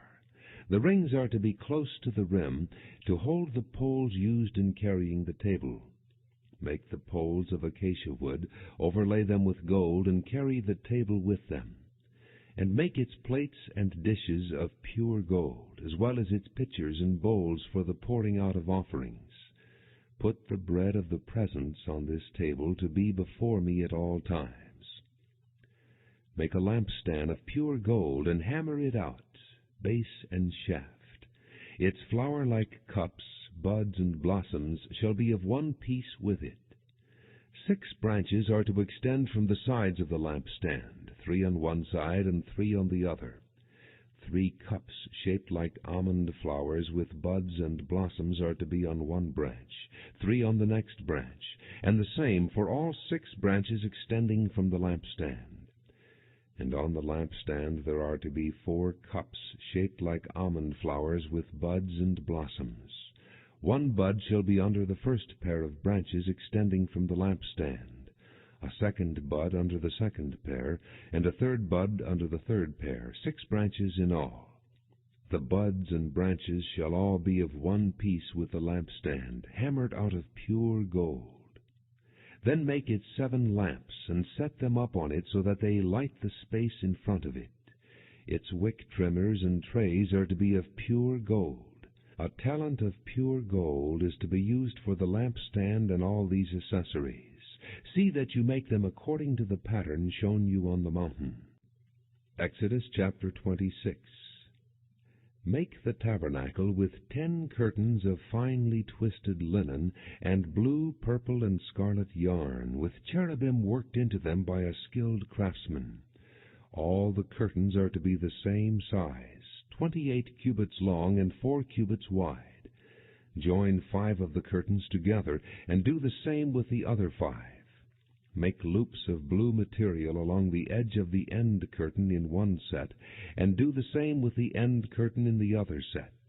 Make 50 loops on one curtain, and 50 loops on the end curtain of the other set, with the loops opposite each other. Then make 50 gold clasps, and use them to fasten the curtains together so that the tabernacle is a unit. Make curtains of goat hair for the tent over the tabernacle, 11 altogether. All 11 curtains are to be the same size, 30 cubits long and 4 cubits wide. Join 5 of the curtains together into one set, and the other 6 into another set. Fold the 6th curtain double at the front of the tent. Make 50 loops along the edge of the end curtain in one set, and also along the edge of the end curtain in the other set. Then make 50 bronze clasps, and put them in the loops to fasten the tent together as a unit. As for the additional length of the tent curtains, the half curtain that is left over is to hang down at the rear of the tabernacle. The tent curtains will be a cubit longer on both sides. What is left will hang over the sides of the tabernacle so as to cover it. Make for the tent a covering of ram skins dyed red, and over that a covering of hides of sea cows. Make upright frames of acacia wood for the tabernacle. Each frame is to be 10 cubits long and a cubit and a half wide, with 2 projections set parallel to each other. Make all the frames of the tabernacle in this way. Make 20 frames for the south side of the tabernacle, and make 40 silver bases to go under them, 2 bases for each frame, 1 under each projection. For the other side, the north side of the tabernacle, make 20 frames and 40 silver bases, 2 under each frame. Make 6 frames for the far end, that is, the west end of the tabernacle, and make 2 frames for the corners at the far end. At these 2 corners they must be double from the bottom all the way to the top, and fitted into a single ring. Both shall be like that. So there will be 8 frames and 16 silver bases, 2 under each frame. Also make crossbars of acacia wood, 5 for the frames on one side of the tabernacle, 5 for those on the other side, and 5 for the frames on the west at the far end of the tabernacle.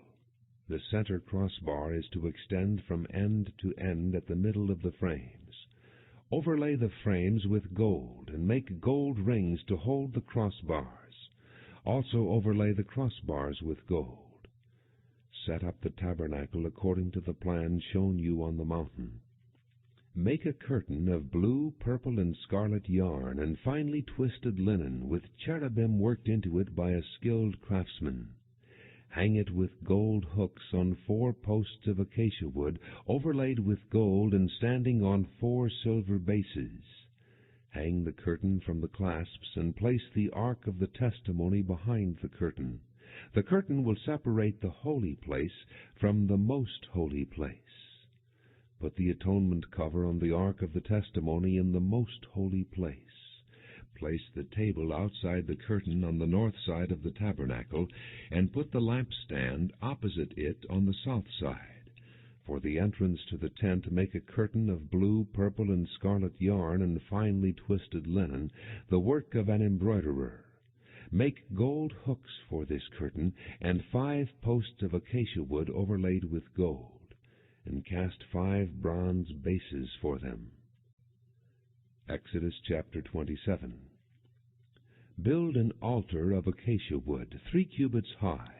It is to be square, 5 cubits long and 5 cubits wide. Make a horn at each of the 4 corners, so that the horns and the altar are of one piece, and overlay the altar with bronze. Make all its utensils of bronze, its pots to remove the ashes, and its shovels, sprinkling bowls, meat forks, and fire pans. Make a grating for it, a bronze network, and make a bronze ring at each of the 4 corners of the network. Put it under the ledge of the altar so that it is halfway up the altar. Make poles of acacia wood for the altar, and overlay them with bronze. The poles are to be inserted into the rings, so they will be on 2 sides of the altar when it is carried. Make the altar hollow out of boards. It is to be made just as you were shown on the mountain. Make a courtyard for the tabernacle.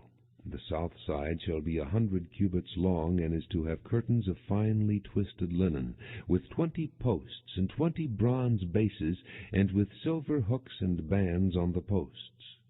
The north side shall also be 100 cubits long, and is to have curtains with 20 posts and 20 bronze bases, and with silver hooks and bands on the posts. The west end of the courtyard shall be 50 cubits wide, and have curtains, with 10 posts and 10 bases. On the east end, toward the sunrise, the courtyard shall also be 50 cubits wide. Curtains 15 cubits long are to be on one side of the entrance, with 3 posts and 3 bases, and curtains 15 cubits long are to be on the other side, with 3 posts and 3 bases. For the entrance to the courtyard, provide a curtain 20 cubits long, of blue, purple, and scarlet yarn and finely twisted linen, the work of an embroiderer, with 4 posts and 4 bases. All the posts around the courtyard are to have silver bands and hooks, and bronze bases. The courtyard shall be 100 cubits long and 50 cubits wide, with curtains of finely twisted linen 5 cubits high, and with bronze bases. All the other articles used in the service of the tabernacle, whatever their function, including all the tent pegs for it, and those for the courtyard, are to be of bronze. Command the Israelites to bring you clear oil of pressed olives for the light, so that the lamps may be kept burning. In the tent of meeting, outside the curtain that is in front of the testimony, Aaron and his sons are to keep the lamps burning before the Lord from evening till morning. This is to be a lasting ordinance among the Israelites for the generations to come. Exodus chapter 28. Have Aaron your brother brought to you from among the Israelites, along with his sons Nadab and Abihu, Eleazar and Ithamar, so they may serve me as priests. Make sacred garments for your brother Aaron, to give him dignity and honor. Tell all the skilled men to whom I have given wisdom in such matters, that they are to make garments for Aaron, for his consecration, so he may serve me as priest. These are the garments they are to make: a breastpiece, an ephod, a robe, a woven tunic, a turban, and a sash. They are to make these sacred garments for your brother Aaron and his sons, so they may serve me as priests. Have them use gold, and blue, purple, and scarlet yarn, and fine linen. Make the ephod of gold, and of blue, purple, and scarlet yarn, and of finely twisted linen, the work of a skilled craftsman. It is to have 2 shoulder pieces attached to 2 of its corners, so it can be fastened. Its skillfully woven waistband is to be like it, of 1 piece with the ephod, and made with gold, and with blue, purple, and scarlet yarn, and with finely twisted linen. Take 2 onyx stones, and engrave on them the names of the sons of Israel in the order of their birth, 6 names on 1 stone, and the remaining 6 on the other. Engrave the names of the sons of Israel on the 2 stones the way a gem cutter engraves a seal. Then mount the stones in gold filigree settings, and fasten them on the shoulder pieces of the ephod as memorial stones for the sons of Israel. Aaron is to bear the names on his shoulders as a memorial before the Lord.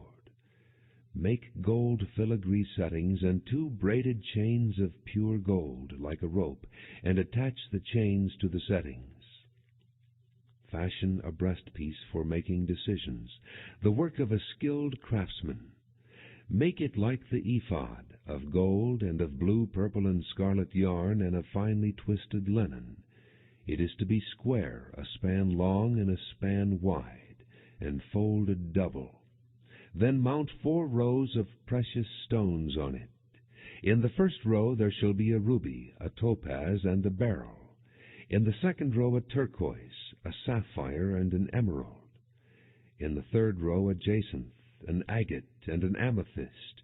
In the 4th row a chrysolite, an onyx, and a jasper. Mount them in gold filigree settings. There are to be 12 stones, 1 for each of the names of the sons of Israel, each engraved like a seal with the name of one of the 12 tribes. For the breastpiece make braided chains of pure gold, like a rope. Make 2 gold rings for it, and fasten them to 2 corners of the breastpiece. Fasten the 2 gold chains to the rings at the corners of the breastpiece, and the other ends of the chains to the 2 settings, attaching them to the shoulder pieces of the ephod at the front. Make 2 gold rings and attach them to the other 2 corners of the breastpiece on the inside edge next to the ephod. Make 2 more gold rings and attach them to the bottom of the shoulder pieces on the front of the ephod, close to the seam just above the waistband of the ephod. The rings of the breastpiece are to be tied to the rings of the ephod with blue cord, connecting it to the waistband, so that the breastpiece will not swing out from the ephod. Whenever Aaron enters the holy place, he will bear the names of the sons of Israel over his heart on the breastpiece of decision as a continuing memorial before the Lord. Also put the Urim and the Thummim in the breastpiece, so they may be over Aaron's heart whenever he enters the presence of the Lord. Thus Aaron will always bear the means of making decisions for the Israelites over his heart before the Lord. Make the robe of the ephod entirely of blue cloth, with an opening for the head in its center. There shall be a woven edge like a collar around this opening, so that it will not tear. Make pomegranates of blue, purple, and scarlet yarn around the hem of the robe, with gold bells between them. The gold bells and the pomegranates are to alternate around the hem of the robe. Aaron must wear it when he ministers. The sound of the bells will be heard when he enters the holy place before the Lord, and when he comes out, so that he will not die. Make a plate of pure gold, and engrave on it, as on a seal, Holy to the Lord. Fasten a blue cord to it, to attach it to the turban. It is to be on the front of the turban. It will be on Aaron's forehead, and he will bear the guilt involved in the sacred gifts the Israelites consecrate, whatever their gifts may be. It will be on Aaron's forehead continually, so that they will be acceptable to the Lord. Weave the tunic of fine linen, and make the turban of fine linen. The sash is to be the work of an embroiderer. Make tunics, sashes, and headbands for Aaron's sons, to give them dignity and honor. After you put these clothes on your brother Aaron and his sons, anoint and ordain them. Consecrate them, so they may serve me as priests. Make linen undergarments as a covering for the body, reaching from the waist to the thigh. Aaron and his sons must wear them whenever they enter the tent of meeting, or approach the altar to minister in the holy place, so that they will not incur guilt and die. This is to be a lasting ordinance for Aaron and his descendants. Exodus chapter 29. This is what you are to do to consecrate them, so they may serve me as priests.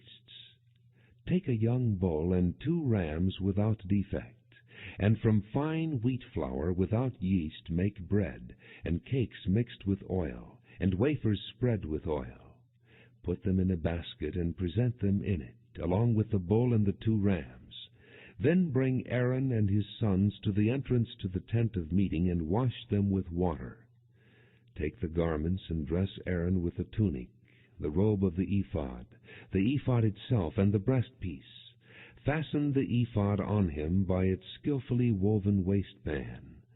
Put the turban on his head and attach the sacred diadem to the turban. Take the anointing oil and anoint him by pouring it on his head. Bring his sons and dress them in tunics and put headbands on them. Then tie sashes on Aaron and his sons. The priesthood is theirs by a lasting ordinance.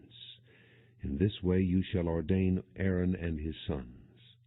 Bring the bull to the front of the tent of meeting, and Aaron and his sons shall lay their hands on its head. Slaughter it in the Lord's presence at the entrance to the tent of meeting. Take some of the bull's blood, and put it on the horns of the altar with your finger, and pour out the rest of it at the base of the altar. Then take all the fat around the inner parts, the covering of the liver, and both kidneys with the fat around them, and burn them on the altar. But burn the bull's flesh and its hide and its offal outside the camp. It is a sin offering. Take one of the rams, and Aaron and his sons shall lay their hands on its head. Slaughter it, and take the blood and sprinkle it against the altar on all sides. Cut the ram into pieces and wash the inner parts and the legs, putting them with the head and the other pieces. Then burn the entire ram on the altar. It is a burnt offering to the Lord, a pleasing aroma, an offering made to the Lord by fire. Take the other ram, and Aaron and his sons shall lay their hands on its head. Slaughter it.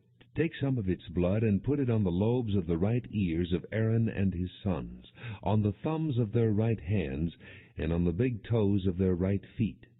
Then sprinkle blood against the altar on all sides, and take some of the blood on the altar and some of the anointing oil, and sprinkle it on Aaron and his garments, and on his sons and their garments.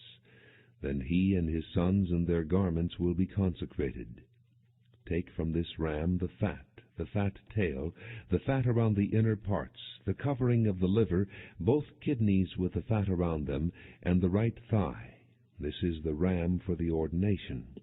From the basket of bread made without yeast, which is before the Lord, take a loaf, and a cake made with oil, and a wafer. Put all these in the hands of Aaron and his sons, and wave them before the Lord as a wave offering.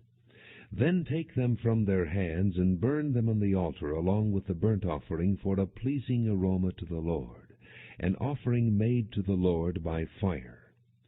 After you take the breast of the ram for Aaron's ordination, wave it before the Lord as a wave offering, and it will be your share. Consecrate those parts of the ordination ram that belong to Aaron and his sons, the breast that was waved and the thigh that was presented. This is always to be the regular share from the Israelites for Aaron and his sons. It is the contribution the Israelites are to make to the Lord from their fellowship offerings. Aaron's sacred garments will belong to his descendants, so that they can be anointed and ordained in them. The son who succeeds him as priest and comes to the tent of meeting to minister in the holy place is to wear them 7 days. Take the ram for the ordination, and cook the meat in a sacred place. At the entrance to the tent of meeting, Aaron and his sons are to eat the meat of the ram and the bread that is in the basket. They are to eat these offerings by which atonement was made for their ordination and consecration. But no one else may eat them, because they are sacred. And if any of the meat of the ordination ram or any bread is left over till morning, burn it up. It must not be eaten, because it is sacred. Do for Aaron and his sons everything I have commanded you, taking 7 days to ordain them. Sacrifice a bull each day as a sin offering to make atonement. Purify the altar by making atonement for it, and anoint it to consecrate it. For 7 days make atonement for the altar and consecrate it. Then the altar will be most holy, and whatever touches it will be holy. This is what you are to offer on the altar regularly each day: 2 lambs a year old. Offer one in the morning and the other at twilight. With the first lamb offer 1/10 of an ephah of fine flour mixed with 1/4 of a hin of oil from pressed olives, and 1/4 of a hin of wine as a drink offering. Sacrifice the other lamb at twilight with the same grain offering and its drink offering as in the morning, a pleasing aroma, an offering made to the Lord by fire.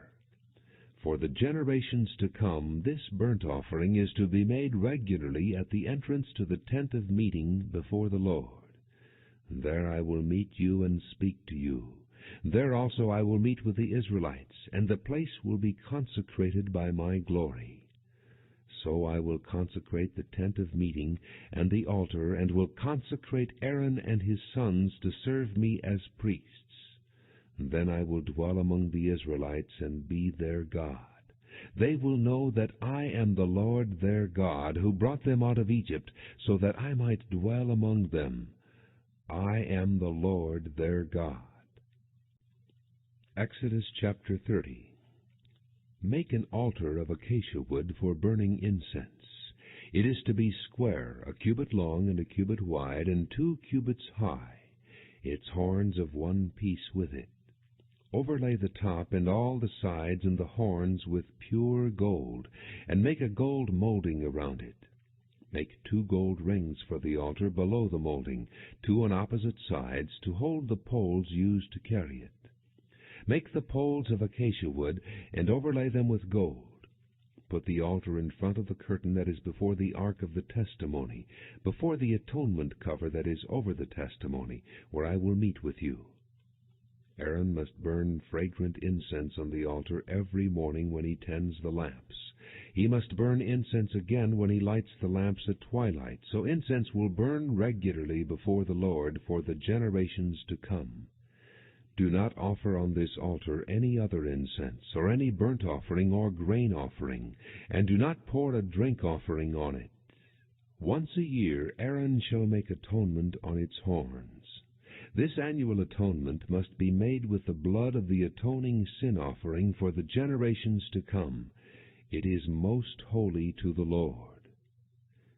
Then the Lord said to Moses, when you take a census of the Israelites to count them, each one must pay the Lord a ransom for his life at the time he is counted. Then no plague will come on them when you number them. Each one who crosses over to those already counted is to give a half shekel, according to the sanctuary shekel, which weighs 20 gerahs. This half shekel is an offering to the Lord. All who cross over, those 20 years old or more, are to give an offering to the Lord. The rich are not to give more than a half shekel, and the poor are not to give less when you make the offering to the Lord to atone for your lives.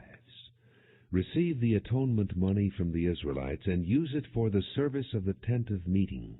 It will be a memorial for the Israelites before the Lord, making atonement for your lives.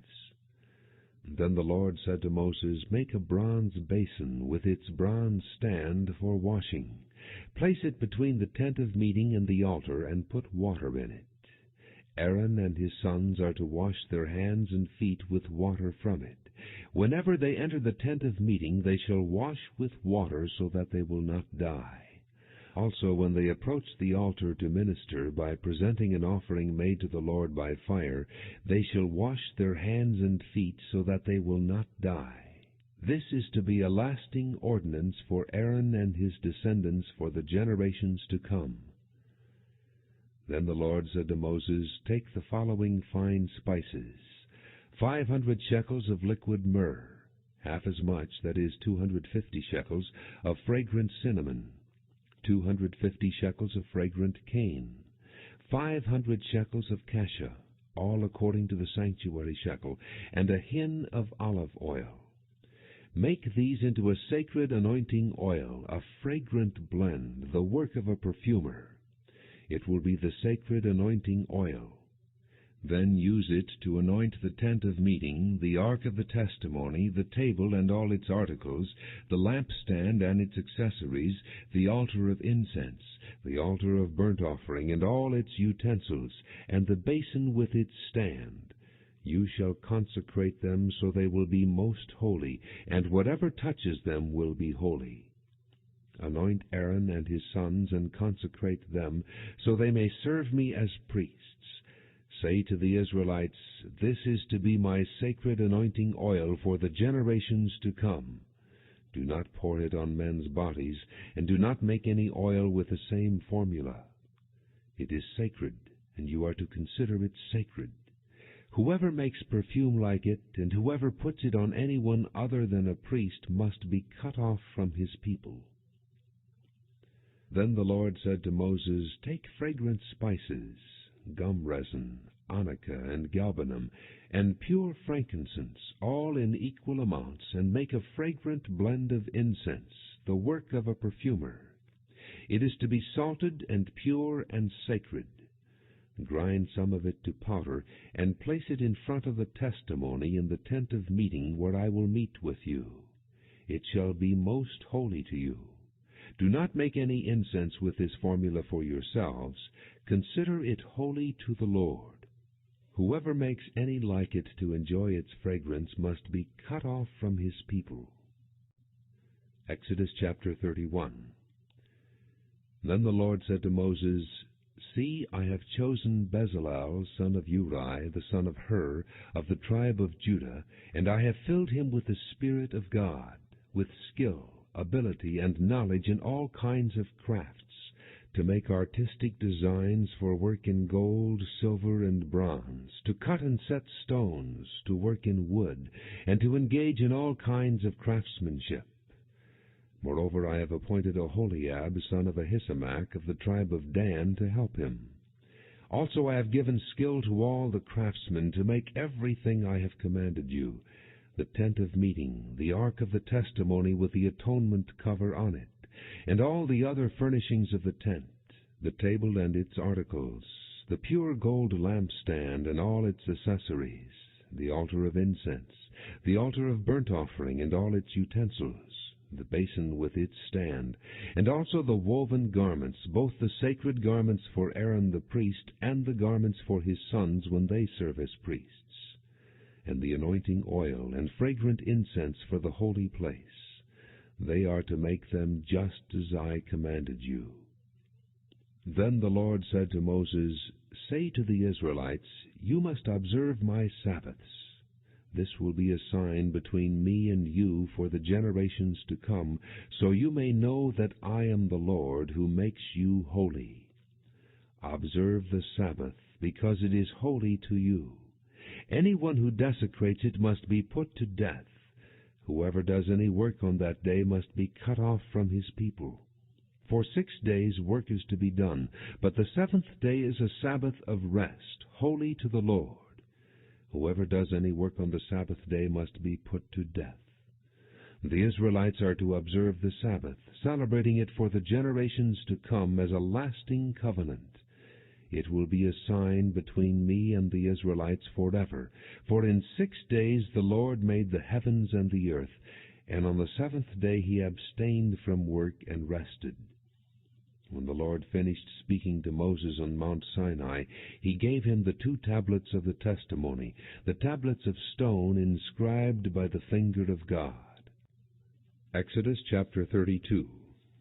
When the people saw that Moses was so long in coming down from the mountain, they gathered around Aaron and said, "Come, make us gods who will go before us. As for this fellow Moses who brought us up out of Egypt, we don't know what has happened to him." Aaron answered them, "Take off your gold earrings that your wives, your sons, and your daughters are wearing, and bring them to me." So all the people took off their earrings and brought them to Aaron. He took what they handed him and made it into an idol cast in the shape of a calf, fashioning it with a tool. Then they said, "These are your gods, O Israel, who brought you up out of Egypt."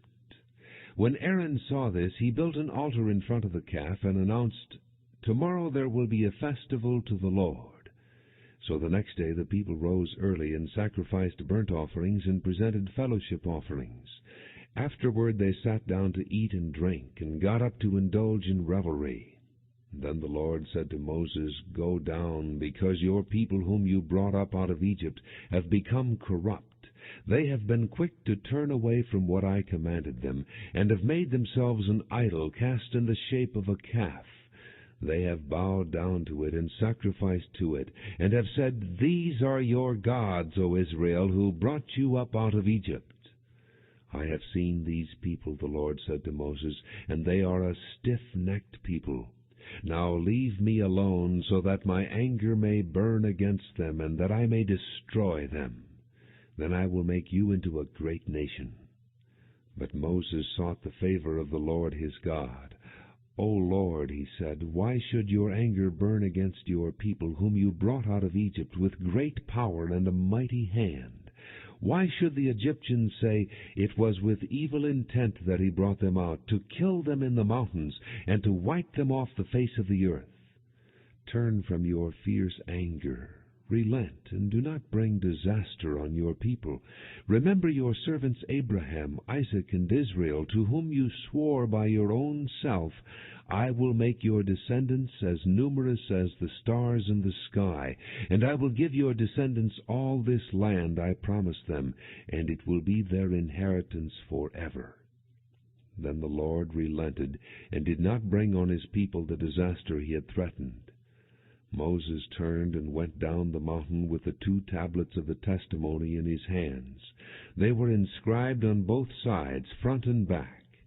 The tablets were the work of God. The writing was the writing of God, engraved on the tablets.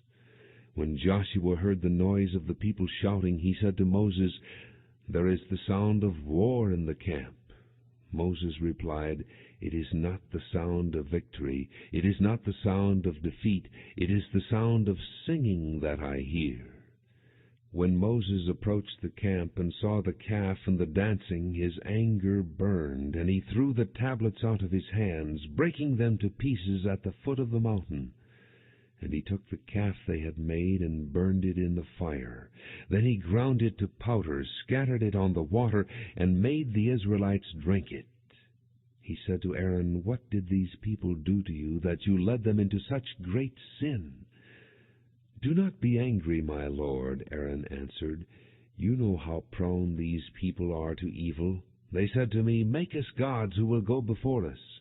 As for this fellow Moses who brought us up out of Egypt, we don't know what has happened to him." So I told them, "Whoever has any gold jewelry, take it off." And then they gave me the gold, and I threw it into the fire, and out came this calf. Moses saw that the people were running wild, and that Aaron had let them get out of control, and so become a laughing-stock to their enemies. So he stood at the entrance to the camp and said, "Whoever is for the Lord, come to me." And all the Levites rallied to him. Then he said to them, "This is what the Lord, the God of Israel, says. Each man strap a sword to his side. Go back and forth through the camp from one end to the other, each killing his brother and friend and neighbor." The Levites did as Moses commanded, and that day about 3,000 of the people died. Then Moses said, "You have been set apart to the Lord today, for you were against your own sons and brothers, and he has blessed you this day." The next day Moses said to the people, "You have committed a great sin, but now I will go up to the Lord. Perhaps I can make atonement for your sin." So Moses went back to the Lord and said, "Oh, what a great sin these people have committed! They have made themselves gods of gold. But now please forgive their sin. But if not, then blot me out of the book you have written." The Lord replied to Moses, "Whoever has sinned against me I will blot out of my book. Now go, lead the people to the place I spoke of, and my angel will go before you. However, when the time comes for me to punish, I will punish them for their sin." And the Lord struck the people with a plague because of what they did with the calf Aaron had made.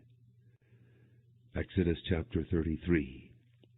Then the Lord said to Moses, "Leave this place, you and the people you brought up out of Egypt, and go up to the land I promised on oath to Abraham, Isaac, and Jacob, saying, 'I will give it to your descendants.' I will send an angel before you and drive out the Canaanites, Amorites, Hittites, Perizzites, Hivites, and Jebusites. Go up to the land flowing with milk and honey. But I will not go with you, because you are a stiff-necked people, and I might destroy you on the way." When the people heard these distressing words, they began to mourn, and no one put on any ornaments. For the Lord had said to Moses, "Tell the Israelites, you are a stiff-necked people. If I were to go with you even for a moment, I might destroy you. Now take off your ornaments, and I will decide what to do with you." So the Israelites stripped off their ornaments at Mount Horeb. Now Moses used to take a tent and pitch it outside the camp some distance away, calling it the tent of meeting. Anyone inquiring of the Lord would go to the tent of meeting outside the camp. And whenever Moses went out to the tent, all the people rose and stood at the entrances to their tents, watching Moses until he entered the tent. As Moses went into the tent, the pillar of cloud would come down and stay at the entrance while the Lord spoke with Moses. Whenever the people saw the pillar of cloud standing at the entrance to the tent, they all stood and worshipped, each at the entrance to his tent. The Lord would speak to Moses face to face, as a man speaks with his friend. Then Moses would return to the camp, but his young aide Joshua son of Nun did not leave the tent. Moses said to the Lord, "You have been telling me, 'Lead these people,' but you have not let me know whom you will send with me. You have said, 'I know you by name,' and you have found favor with me. If you are pleased with me, teach me your ways, so I may know you, and continue to find favor with you. Remember that this nation is your people." The Lord replied, "My presence will go with you, and I will give you rest." Then Moses said to him, "If your presence does not go with us, do not send us up from here. How will anyone know that you are pleased with me and with your people unless you go with us? What else will distinguish me and your people from all the other people on the face of the earth?" And the Lord said to Moses, "I will do the very thing you have asked, because I am pleased with you, and I know you by name." Then Moses said, "Now show me your glory." And the Lord said, "I will cause all my goodness to pass in front of you, and I will proclaim my name, the Lord, in your presence. I will have mercy on whom I will have mercy, and I will have compassion on whom I will have compassion. But," he said, "you cannot see my face, for no one may see me and live." Then the Lord said, "There is a place near me where you may stand on a rock. When my glory passes by, I will put you in a cleft in the rock and cover you with my hand until I have passed by. Then I will remove my hand, and you will see my back, but my face must not be seen." Exodus chapter 34. The Lord said to Moses, "Chisel out 2 stone tablets like the first ones, and I will write on them the words that were on the first tablets which you broke. Be ready in the morning, and then come up on Mount Sinai. Present yourself to me there on top of the mountain. No one is to come with you or be seen anywhere on the mountain. Not even the flocks and herds may graze in front of the mountain. So Moses chiseled out 2 stone tablets like the first ones, and went up Mount Sinai early in the morning, as the Lord had commanded him. And he carried the 2 stone tablets in his hands. And then the Lord came down in the cloud, and stood there with him, and proclaimed his name, the Lord. And he passed in front of Moses, proclaiming, the Lord, the compassionate and gracious God, slow to anger, abounding in love and faithfulness, maintaining love to thousands, and forgiving wickedness, rebellion, and sin. Yet he does not leave the guilty unpunished. He punishes the children and their children for the sin of the fathers to the 3rd and 4th generation. Moses bowed to the ground at once and worshipped. O Lord, if I have found favor in your eyes, he said, then let the Lord go with us. Although this is a stiff-necked people, forgive our wickedness and our sin, and take us as your inheritance.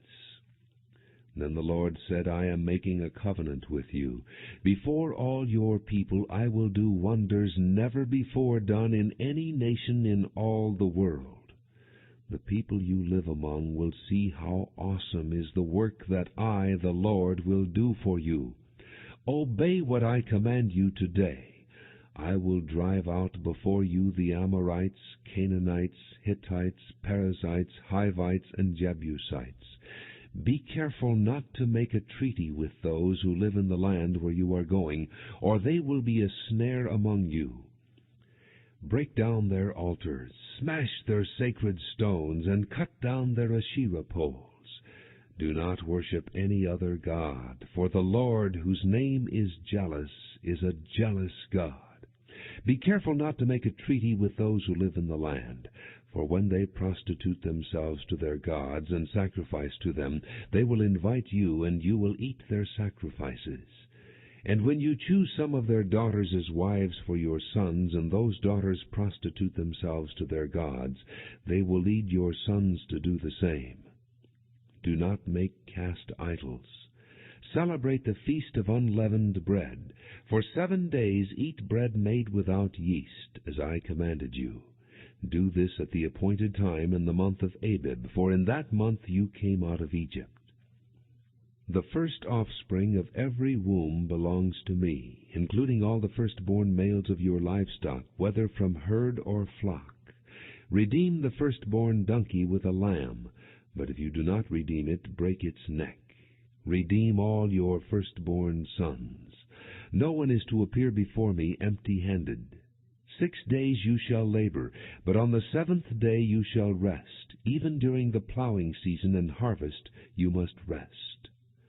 Celebrate the Feast of Weeks with the first fruits of the wheat harvest, and the Feast of Ingathering at the turn of the year. 3 times a year all your men are to appear before the sovereign Lord, the God of Israel. I will drive out nations before you, and enlarge your territory, and no one will covet your land when you go up 3 times each year to appear before the Lord your God. Do not offer the blood of a sacrifice to me along with anything containing yeast, and do not let any of the sacrifice from the Passover feast remain until morning.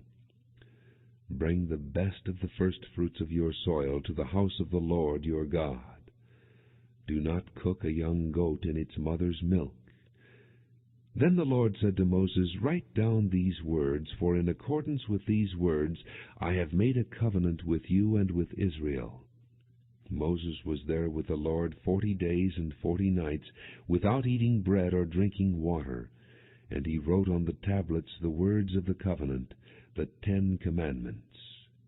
When Moses came down from Mount Sinai with the 2 tablets of the testimony in his hands, he was not aware that his face was radiant, because he had spoken with the Lord. When Aaron and all the Israelites saw Moses, his face was radiant, and they were afraid to come near him. But Moses called to them. So Aaron and all the leaders of the community came back to him, and he spoke to them. Afterward all the Israelites came near him, and he gave them all the commands the Lord had given him on Mount Sinai. When Moses finished speaking to them, he put a veil over his face. But whenever he entered the Lord's presence to speak with him, he removed the veil until he came out. And when he came out and told the Israelites what he had been commanded, they saw that his face was radiant. Then Moses would put the veil back over his face until he went in to speak with the Lord. Exodus chapter 35. Moses assembled the whole Israelite community and said to them, "These are the things the Lord has commanded you to do. For 6 days work is to be done, but the 7th day shall be your holy day, a Sabbath of rest to the Lord. Whoever does any work on it must be put to death. Do not light a fire in any of your dwellings on the Sabbath day." Moses said to the whole Israelite community, "This is what the Lord has commanded. From what you have, take an offering for the Lord. Every one who is willing is to bring to the Lord an offering of gold, silver, and bronze, blue, purple, and scarlet yarn, and fine linen, goat hair, ram skins dyed red, and hides of sea cows, acacia wood, olive oil for the light, spices for the anointing oil and for the fragrant incense, and onyx stones and other gems to be mounted on the ephod and breastpiece. All who are skilled among you are to come and make everything the Lord has commanded: the tabernacle with its tent and its covering, clasps, frames, crossbars, posts, and bases, the ark with its poles, and the atonement cover and the curtain that shields it, the table with its poles and all its articles, and the bread of the presence, the lampstand that is for light with its accessories, lamps and oil for the light, the altar of incense with its poles, the anointing oil and the fragrant incense, the curtain for the doorway at the entrance to the tabernacle, the altar of burnt offering with its bronze grating, its poles and all its utensils, the bronze basin with its stand, the curtains of the courtyard with its posts and bases, and the curtain for the entrance to the courtyard, the tent pegs for the tabernacle and for the courtyard and their ropes, the woven garments worn for ministering in the sanctuary, both the sacred garments for Aaron the priest and the garments for his sons when they serve as priests. Then the whole Israelite community withdrew from Moses' presence, and every one who was willing and whose heart moved him came and brought an offering to the Lord for the work on the tent of meeting, for all its service, and for the sacred garments. All who were willing, men and women alike, came and brought gold jewelry of all kinds, brooches, earrings, rings, and ornaments. They all presented their gold as a wave offering to the Lord. Every one who had blue, purple, or scarlet yarn, or fine linen, or goat hair, ram skins dyed red, or hides of sea cows brought them. Those presenting an offering of silver or bronze brought it as an offering to the Lord. And every one who had acacia wood for any part of the work brought it. Every skilled woman spun with her hands and brought what she had spun, blue, purple, or scarlet yarn, or fine linen. And all the women who were willing and had the skill spun the goat hair. The leaders brought onyx stones and other gems to be mounted on the ephod and breastpiece. They also brought spices and olive oil for the light, and for the anointing oil, and for the fragrant incense. All the Israelite men and women who were willing brought to the Lord free will offerings for all the work the Lord through Moses had commanded them to do. Then Moses said to the Israelites, "See, the Lord has chosen Bezalel, son of Uri, the son of Hur, of the tribe of Judah, and he has filled him with the Spirit of God, with skill, ability, and knowledge in all kinds of crafts, to make artistic designs for work in gold, silver, and bronze, to cut and set stones, to work in wood, and to engage in all kinds of artistic craftsmanship. And he has given both him and Aholiab, son of Ahisamach, of the tribe of Dan, the ability to teach others. He has filled them with skill to do all kinds of work as craftsmen, designers, embroiderers in blue, purple, and scarlet yarn and fine linen, and weavers, all of them master craftsmen and designers. So Bezalel, Aholiab, and every skilled person to whom the Lord has given skill and ability to know how to carry out all the work of constructing the sanctuary are to do the work just as the Lord has commanded." Exodus chapter 36. Then Moses summoned Bezalel and Aholiab, and every skilled person to whom the Lord had given ability, and who was willing to come and do the work. They received from Moses all the offerings the Israelites had brought to carry out the work of constructing the sanctuary. And the people continued to bring freewill offerings morning after morning. So all the skilled craftsmen who were doing all the work on the sanctuary left their work and said to Moses, "The people are bringing more than enough for doing the work the Lord commanded to be done." Then Moses gave an order, and they sent this word throughout the camp: "No man or woman is to make anything else as an offering for the sanctuary." And so the people were restrained from bringing more, because what they already had was more than enough to do all the work. All the skilled men among the workmen made the tabernacle with 10 curtains of finely twisted linen, and blue, purple, and scarlet yarn, with cherubim worked into them by a skilled craftsman. All the curtains were the same size, 28 cubits long and 4 cubits wide. They joined 5 of the curtains together, and did the same with the other 5. Then they made loops of blue material along the edge of the end curtain in one set, and the same was done with the end curtain in the other set. They also made 50 loops on one curtain, and 50 loops on the end curtain of the other set, with the loops opposite each other. Then they made 50 gold clasps, and used them to fasten the 2 sets of curtains together, so that the tabernacle was a unit. They made curtains of goat hair for the tent over the tabernacle, 11 altogether. All 11 curtains were the same size, 30 cubits long and 4 cubits wide. They joined 5 of the curtains into one set, and the other 6 into another set. Then they made 50 loops along the edge of the end curtain in one set, and also along the edge of the end curtain in the other set. They made 50 bronze clasps to fasten the tent together as a unit. Then they made for the tent a covering of ram skins dyed red, and over that a covering of hides of sea cows. They made upright frames of acacia wood for the tabernacle. Each frame was 10 cubits long and 1.5 cubits wide, with 2 projections set parallel to each other. They made all the frames of the tabernacle in this way.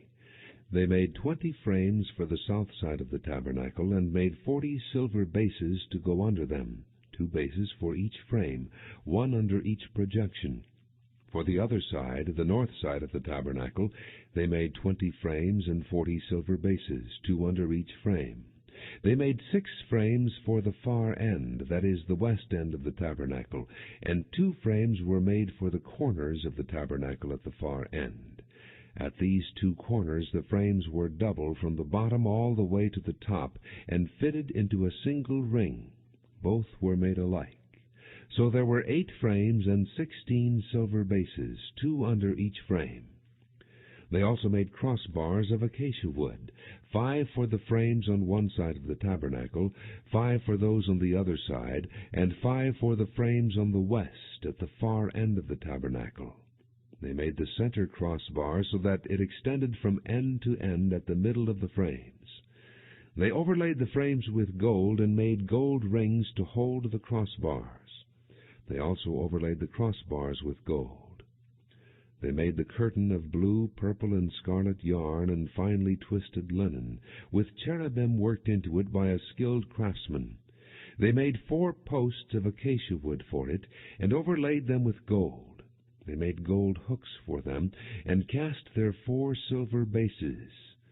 For the entrance to the tent they made a curtain of blue, purple, and scarlet yarn, and finely twisted linen, the work of an embroiderer. And they made 5 posts with hooks for them. They overlaid the tops of the posts and their bands with gold, and made their 5 bases of bronze. Exodus chapter 37. Bezalel made the ark of acacia wood, 2.5 cubits long, 1.5 cubits wide, and 1.5 cubits high. He overlaid it with pure gold, both inside and out, and made a gold molding around it. He cast 4 gold rings for it, and fastened them to its 4 feet, with 2 rings on one side and 2 rings on the other. Then he made poles of acacia wood, and overlaid them with gold. And he inserted the poles into the rings on the sides of the ark to carry it. He made the atonement cover of pure gold, 2.5 cubits long, and 1.5 cubits wide. Then he made 2 cherubim out of hammered gold at the ends of the cover. He made 1 cherub on one end, and the second cherub on the other. At the 2 ends he made them of one piece with the cover.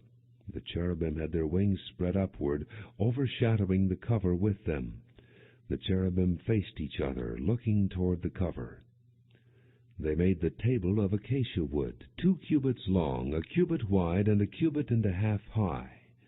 Then they overlaid it with pure gold, and made a gold molding around it. They also made around it a rim, a handbreadth wide, and put a gold molding on the rim. They cast 4 gold rings for the table, and fastened them to the 4 corners where the 4 legs were. The rings were put close to the rim to hold the poles used in carrying the table. The poles for carrying the table were made of acacia wood, and were overlaid with gold. And they made from pure gold the articles for the table, its plates and dishes and bowls, and its pitchers for the pouring out of drink offerings. They made the lampstand of pure gold, and hammered it out, base and shaft. Its flower-like cups, buds, and blossoms were of one piece with it.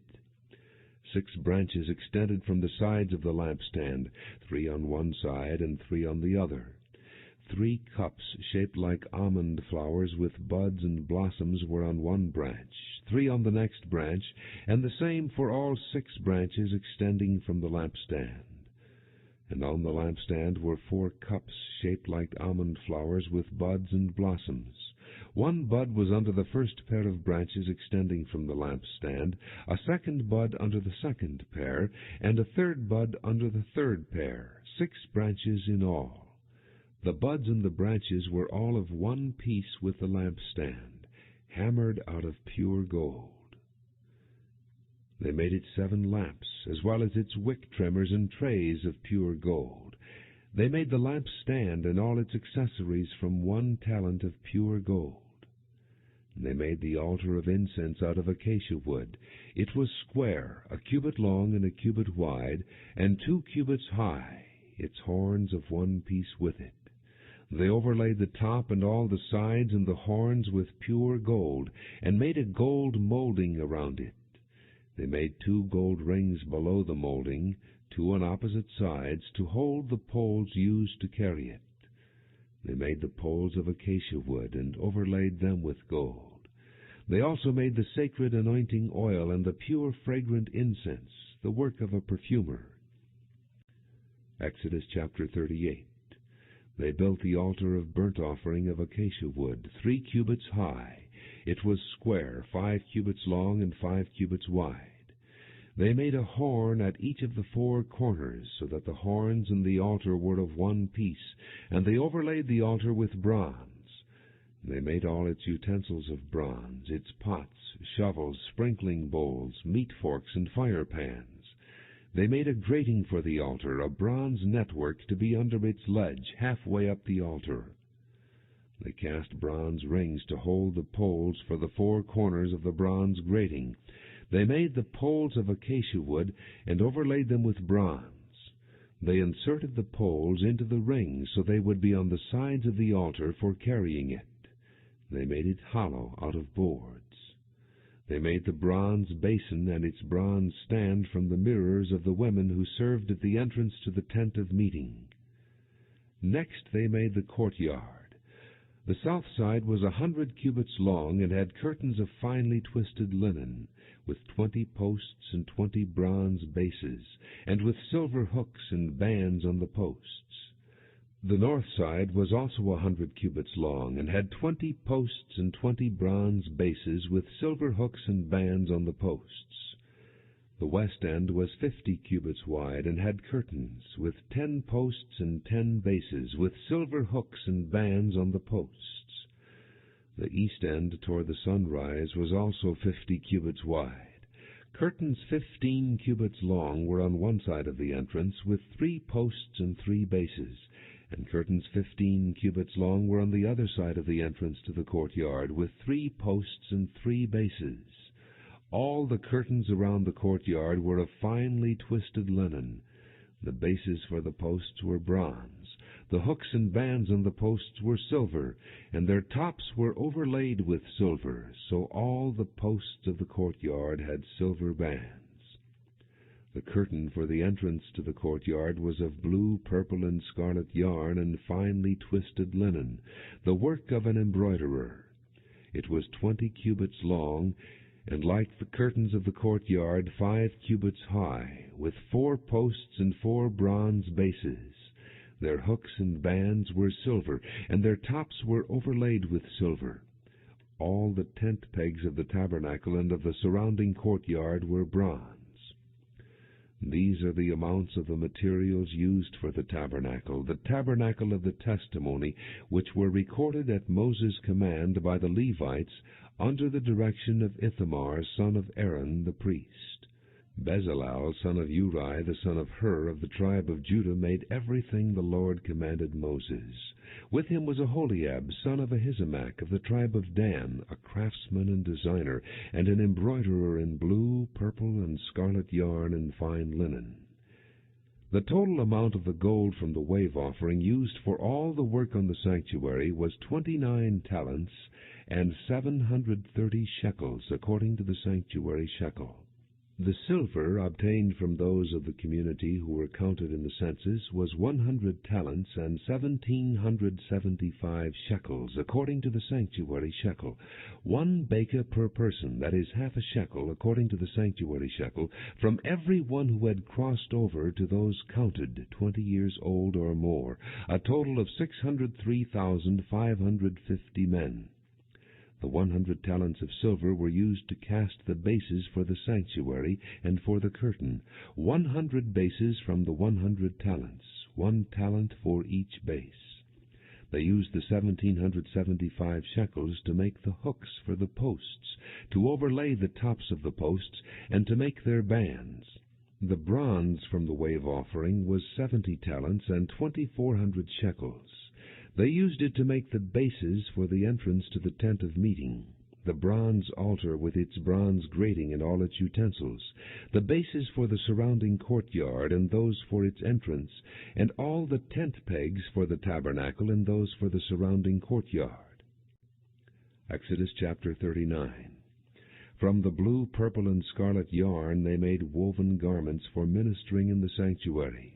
They also made sacred garments for Aaron, as the Lord commanded Moses.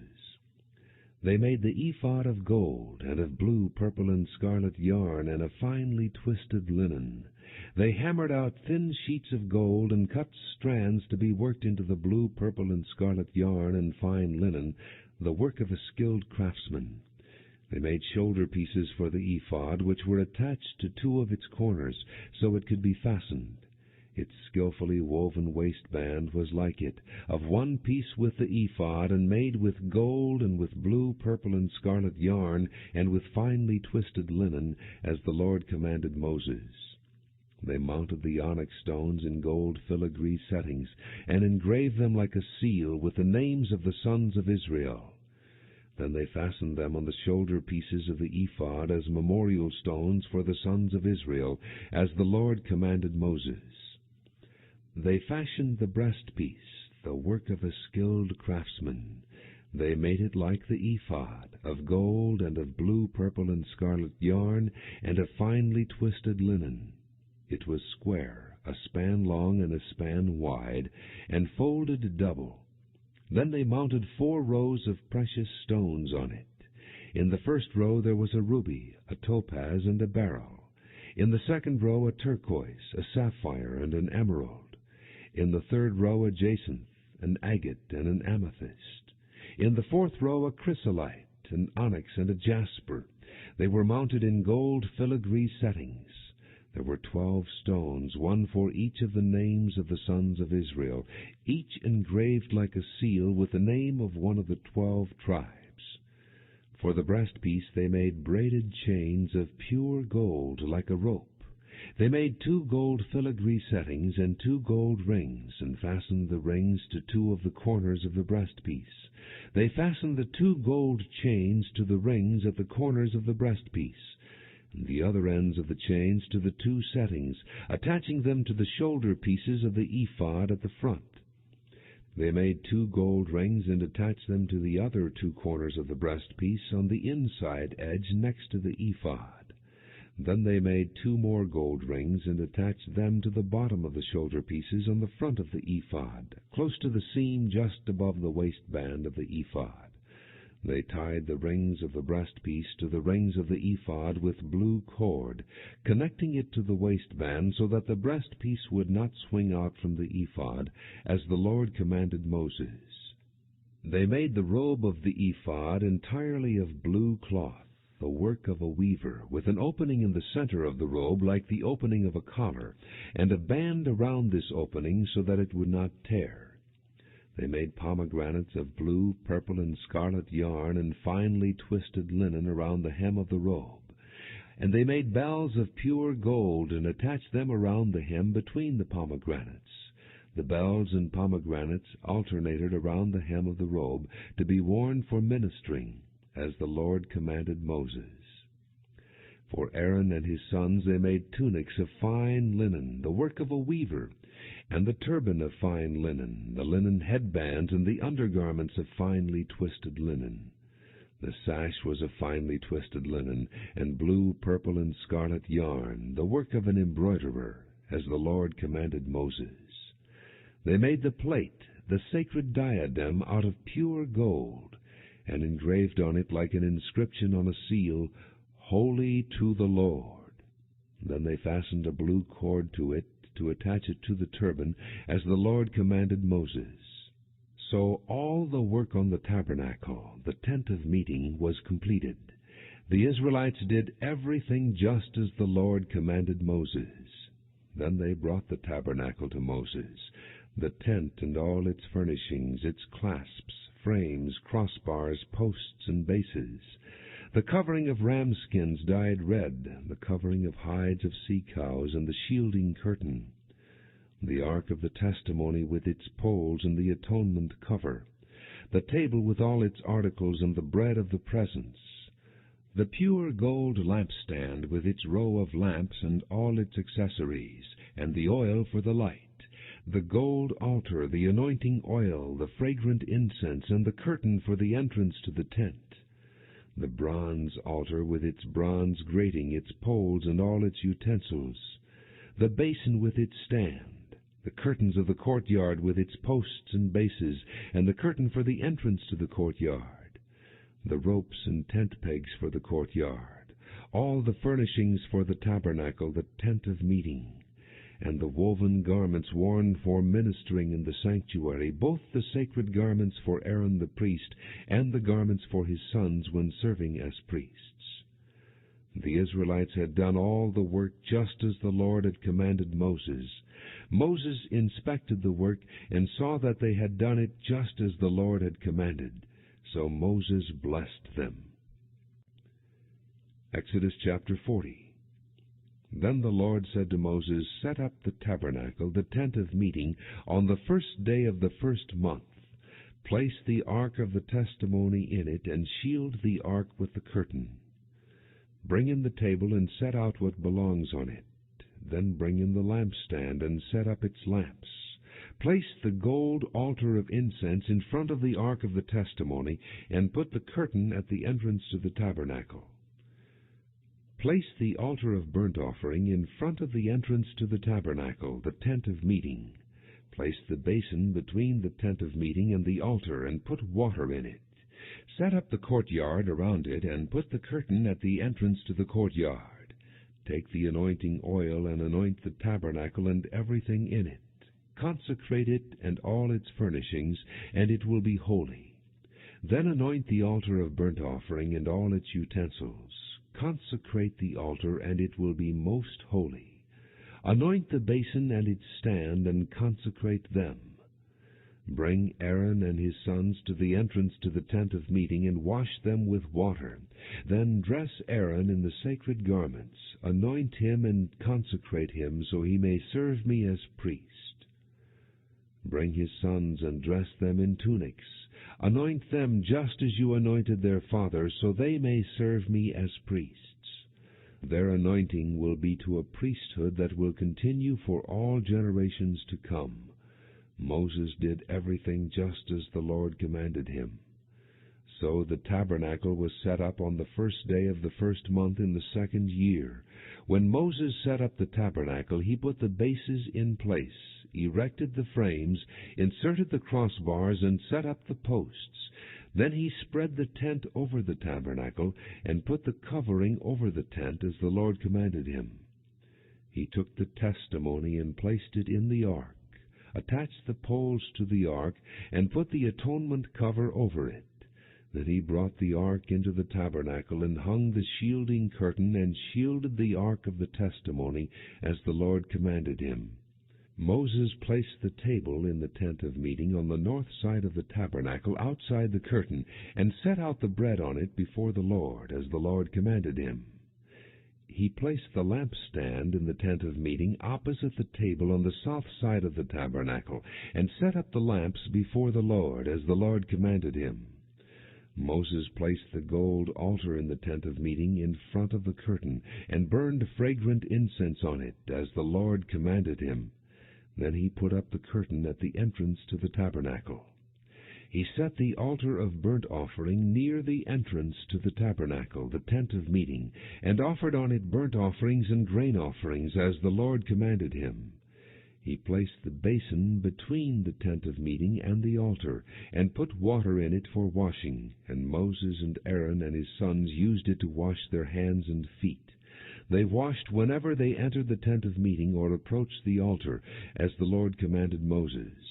Then Moses set up the courtyard around the tabernacle and altar, and put up the curtain at the entrance to the courtyard. And so Moses finished the work. Then the cloud covered the tent of meeting, and the glory of the Lord filled the tabernacle. Moses could not enter the tent of meeting, because the cloud had settled upon it, and the glory of the Lord filled the tabernacle. In all the travels of the Israelites, whenever the cloud lifted from above the tabernacle, they would set out.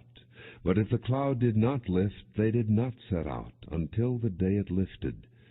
So the cloud of the Lord was over the tabernacle by day, and fire was in the cloud by night, in the sight of all the house of Israel during all their travels.